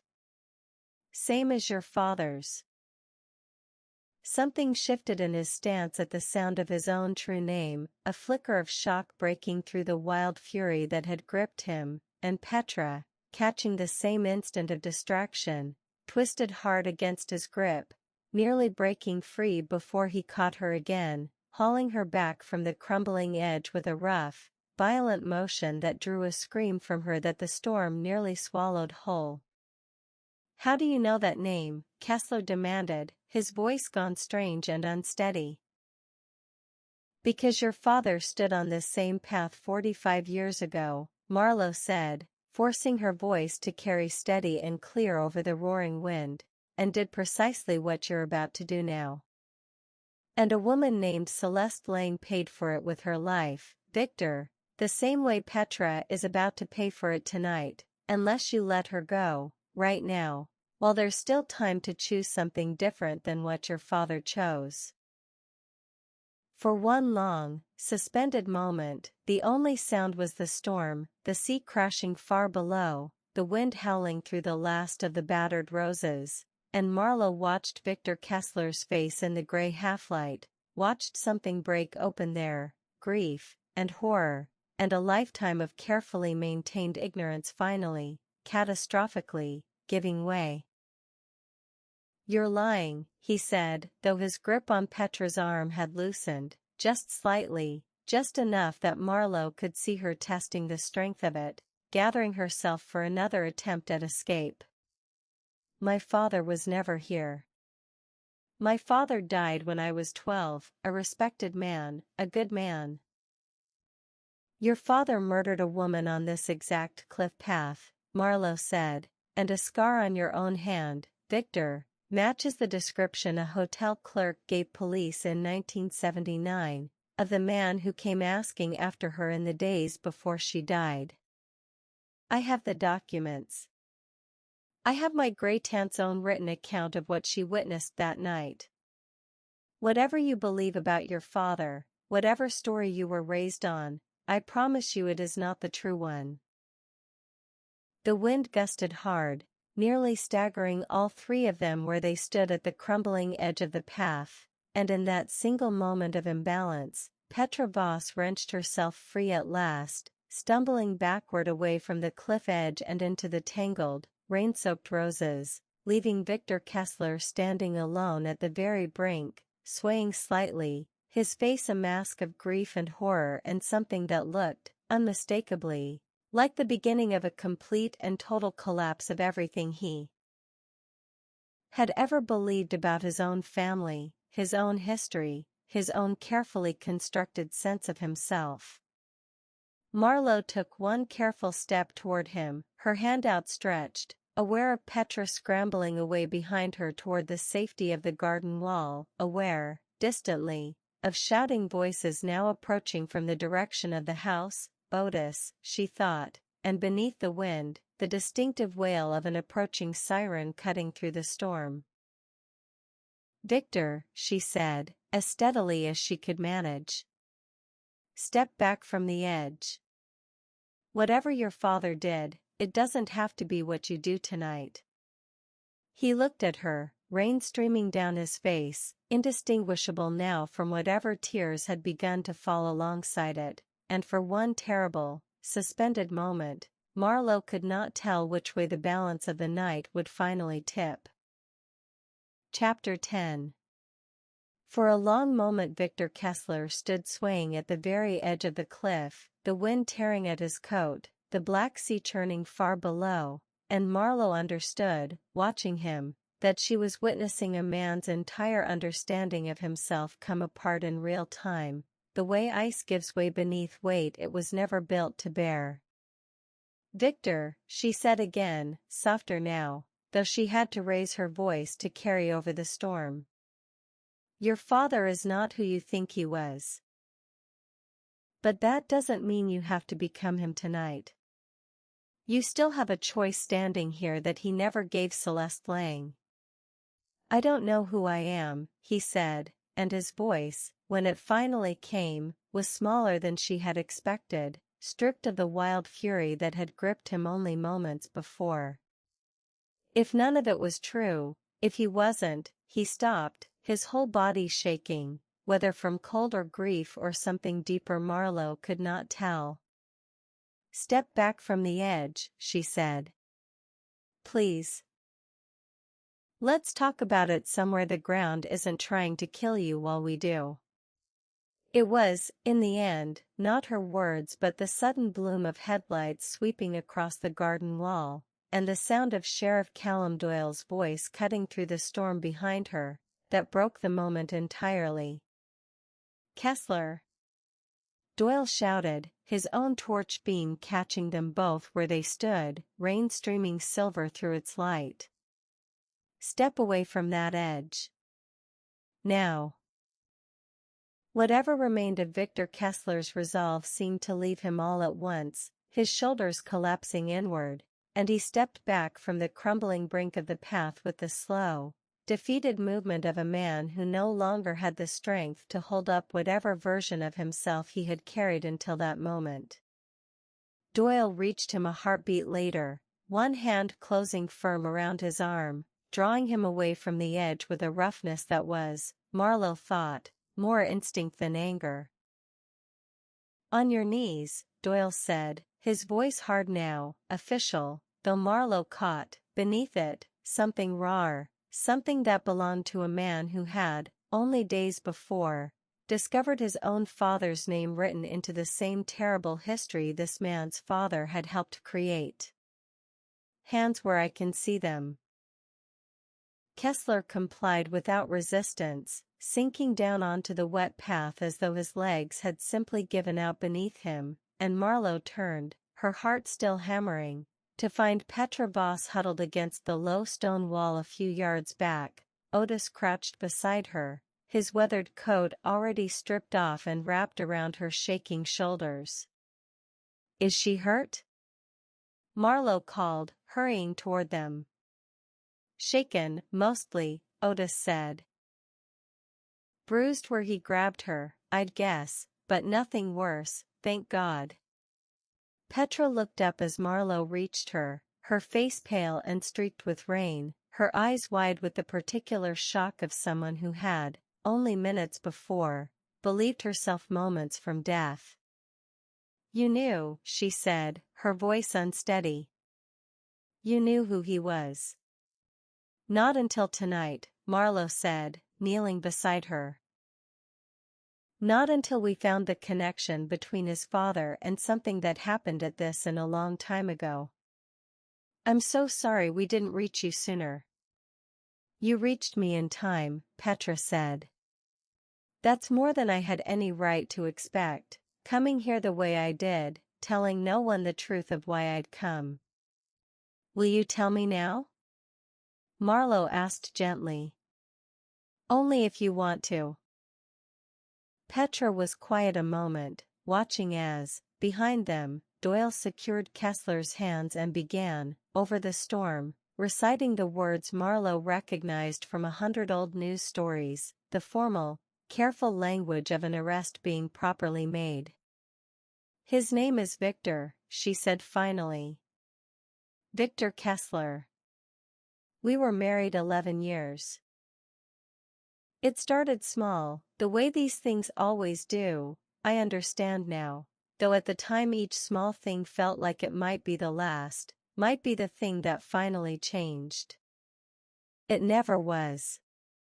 She drew a slow, unsteady breath. "I left 3 weeks ago. I'd been planning it for months, quietly, saving what money I could without him noticing, waiting for the right moment. I never told anyone where I was going, because I was afraid, even then, that he would find some way to make people tell him."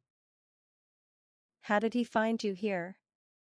"I don't know," Petra admitted. "I thought I'd been so careful. I paid cash everywhere. I used a name that wasn't quite mine, one I'd been practicing for weeks, in case anyone ever checked my identification against a signature. I thought I'd covered every possibility." Her voice cracked. "I never imagined he might simply have followed the same instinct that led me here in the first place. That's something about this place, this coastline, called to both of us for reasons neither of us fully understood." Marlowe thought of Dorothea's journal, of a storm 13 years before 1979 that had apparently haunted her aunt's memory long before the tragedy it seemed to echo, of the strange, cyclical quality of grief and violence that seemed to gather, again and again, around this particular stretch of coast, and found she had no easy answer to offer. "You're safe now," she said instead. "Whatever else is true, you're safe tonight, and that's what matters most." They helped Petra back up the treacherous path together, Otis on one side, Marlowe on the other, while behind them Doyle marched Victor Kessler toward the waiting patrol car, its lights still sweeping red and blue across the rain-battered garden, and it was not until they reached the shelter of the house at last, the warm light of the reception hall spilling out to meet them, that Marlowe allowed herself to feel the full force of what had very nearly happened. Bridget was waiting in the doorway, her face pale with worry, and behind her, Teddy Lang stood very still, watching the scene unfold with the particular stillness of a man who understood, perhaps better than anyone else present, exactly what had almost occurred on that cliff path tonight, and what had echoed from 45 years before. It took the better part of the following week for the fuller truth to emerge, pieced together across several long conversations. With Doyle, who returned twice more to the inn, his official manner gradually giving way to something more personal each time, with Victor Kessler himself, who confessed, in the days following his arrest, to a childhood built entirely on a lie he had never once thought to question, a father remembered by his family as a respected, grieving widower rather than the man who had, in truth, murdered his own wife's replacement before she could ever leave him. "He told us she died in an accident," Kessler had said, according to Doyle's careful account of the interview, delivered to Marlowe over tea in the sitting room some days later.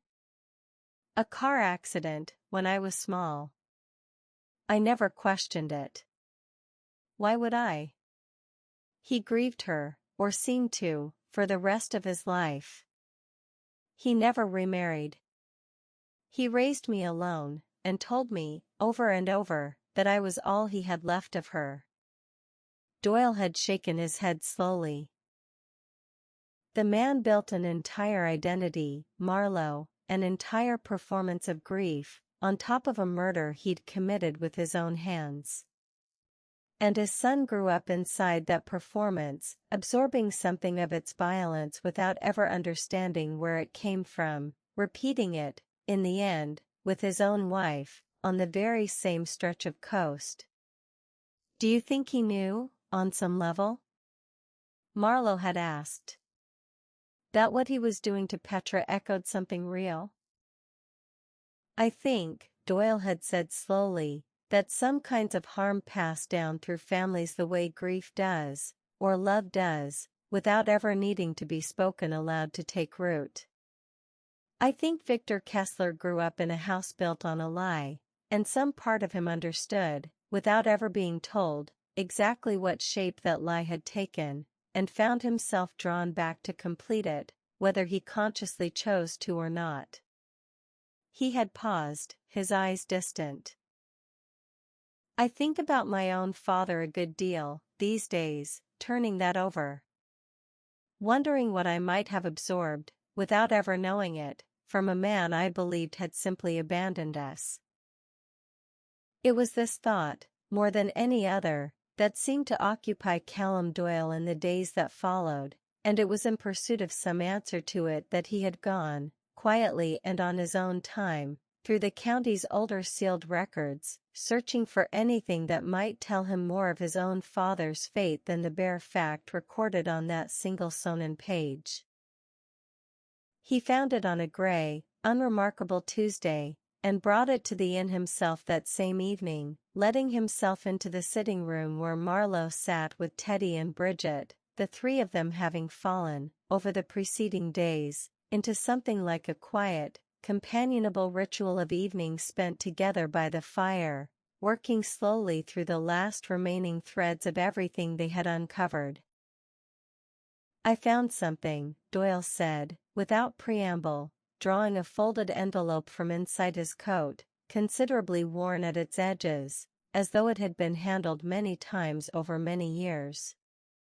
"It seems your aunt, Miss Finch, made rather more careful provisions for the people she helped than any of us realized." This was filed with a lawyer in Portland, sealed, with instructions that it only ever be delivered if someone came asking after the ledger by name, specifically in connection with a name matching my father's. Marlowe watched him turn the envelope over in his hands, his composure, usually so carefully maintained, visibly fraying at the edges. "It's from him," he said. "My father.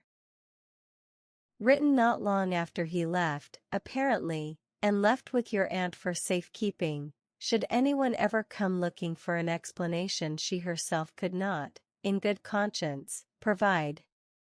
Have you read it? Marlowe asked gently. Not yet. Doyle's hands were not quite steady. I don't know why, exactly, but I thought I'd rather not be alone when I did. If that's not too strange a thing to ask. Not strange at all, Teddy said quietly, and something passed between the two men in that moment, an unspoken recognition, Marlowe thought, of two people who had each spent decades constructing a version of loss that had turned out to be entirely, catastrophically wrong. Doyle opened the letter and read it aloud, his voice unsteady in places, growing stronger as he continued. My son. If you are reading this, then someone has finally found the truth I could never bring myself to tell you directly, for fear of what danger the telling might bring down on you and your mother both. I left you not because I stopped loving you, but because I loved you more than I feared what would happen to me if I stayed. The men I owed money to were not the kind who forgive a debt quietly. They had already made certain threats against you and your mother that I could not risk seeing carried out. Mrs. Vance gave me a way to disappear cleanly, to draw whatever danger followed me away from the both of you, and to build, elsewhere, under another name, a life I hoped might someday be safe enough to reach back toward you, if circumstances ever allowed it. They never did. I want you to know that I thought of you every single day of the life I built afterward. I want you to know that leaving you was the hardest thing I have ever done, and that I would make the same choice again, 1,000 times over, if it meant keeping you safe from what I feared might otherwise have happened. I hope, if you ever read this, that you have grown into a good man. I hope you have never had to make the kind of choice I made.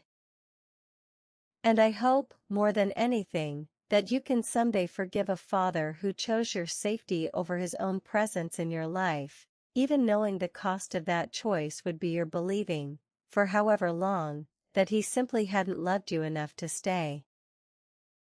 Doyle's voice broke entirely on the last line, and he sat for a long moment with the letter held loosely in his hands, his composure gone completely, and none of them, Marlowe thought, watching him, felt any need to fill the silence that followed with words that could not possibly have improved upon it. He loved me, Doyle said finally, very quietly. All these years, I told myself he simply hadn't. It was easier, somehow, than imagining he might have loved me and left anyway. Sometimes, Teddy said, his own voice rough with old grief finding new shape, the truth is harder to carry than the lie was. But I find I'd still rather have it. Every time. It was Teddy, in the days that followed, who undertook the harder task of formally reopening his mother's case with the county, working alongside Doyle to have Celeste Lang's death, no longer a disappearance, but a confirmed murder, however delayed its confirmation had come. Properly recorded, her remains, recovered at last from where Otis had reluctantly, painfully, revealed they had been laid to rest decades before in a quiet corner of the inn's own grounds, given a proper burial at last, with a headstone bearing her true name. Marlowe stood beside him at the small, private ceremony held on a clear, cold morning some weeks later, the sea calm and blue beyond the cliff path, entirely unlike the violent water that had nearly claimed Petra Voss's life only weeks before, and watched Teddy Lang finally, after 45 years, say goodbye to a mother he had spent his whole life believing had simply chosen to leave him. She was coming back for me, he said quietly, as the small gathering began to disperse. Whatever else happened, whatever went wrong, I know that now. She never stopped wanting me. That's worth more than I can properly explain, Marlowe. It changes everything, somehow, even though it changes nothing about what actually happened. I understand, Marlowe said, and found, saying it, that she meant it more completely than she had expected to, thinking of her own mother, of a question she had carried unanswered for 29 years, and of the strange, unexpected comfort she had found, over these past weeks, in helping someone else finally lay their own version of that same question to rest. Bridget, for her part, had spent the intervening weeks slowly making peace with the discovery of her own grandmother's history, visiting, at Marlowe's gentle suggestion, the small Ohio town where county records confirmed her grandmother had eventually settled, building a quiet, ordinary life under her new name, marrying, raising children, living, by all appearances, a long and peaceful life entirely free from whatever danger had once driven her to harbor Howson's door. She had died some years before Bridget was even born, but Bridget returned from the visit with a photograph she had never seen before, of a woman with her own eyes and her own careful smile, and set it on the mantel in her own small rooms above the kitchen, where it remained, a quiet testament to a truth finally brought into the light. Petra Voss stayed at the inn for nearly a month, recovering slowly from the ordeal on the cliff path, before finally moving on to a new town, a new start, this time with the proper support of the authorities behind her rather than the quiet, clandestine assistance her predecessors on that Sonnen page had once required. She wrote to Marlowe some months later, a short letter that arrived on an ordinary Tuesday, describing a small apartment, a new job, a quiet, unremarkable life that she described, in her own careful hand, as the first thing that had ever truly felt like it belonged to her alone.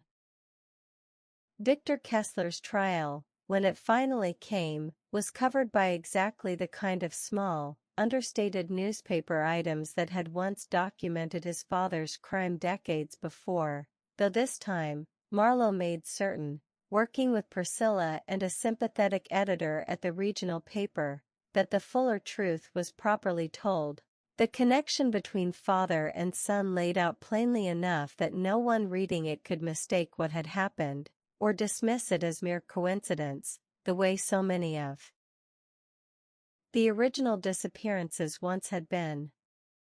It was late autumn, the gardens gone quiet under their first frost, when Marlowe finally sat down alone in the reception hall with the current guest ledger open before her, the Sonnen page holding its 12 names and its long, careful silences, each one now, she believed, properly understood, properly honored, whatever grief or relief their individual stories had ultimately contained. She thought of everything Otis had told her, of the dozens of lives her great-aunt had helped rebuild across 60 quiet years, of the one terrible failure that had haunted Dorothea Vance until her dying day, recorded at last, fully and honestly, rather than buried beneath a single false word.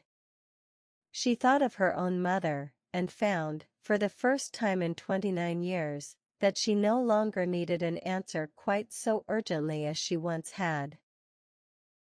Some questions, she had learned these past weeks, could be laid down gently, even unanswered, once a person understood that the not knowing did not have to mean what she had always feared it meant. She closed the Sonnen page carefully, turning instead to the ledger's final entries, and found there, waiting, a single fresh page, entirely blank, ready for whatever new names the coming season might bring through Harbor Howson's door. Marlowe picked up the pen from its stand beside the book, and after a long moment's thought, wrote a single line at the top of that empty page, not a guest's signature, but a simple note, in her own careful hand, meant for whoever might one day find it, the way she herself had found Dorothea's note among the estate papers all those weeks before. "This house has kept many secrets," she wrote. "From this day forward, let it keep none but the ordinary, comforting kind of good breakfasts, and warm fires, and quiet rooms for those who simply need somewhere safe to rest a while." She closed the book gently, the fire crackling low in the grate behind her, the sea murmuring its endless, patient rhythm against the rocks below the cliffs, and understood, sitting there in the quiet lamplight of the house she had inherited from a woman she had barely known, that whatever came next for Harbor House Inn, it would be built, this time, on nothing but the truth.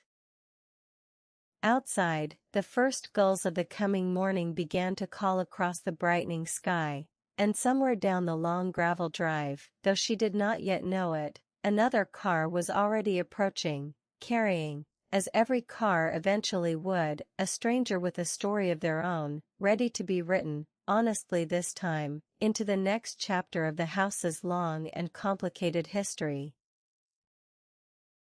The end.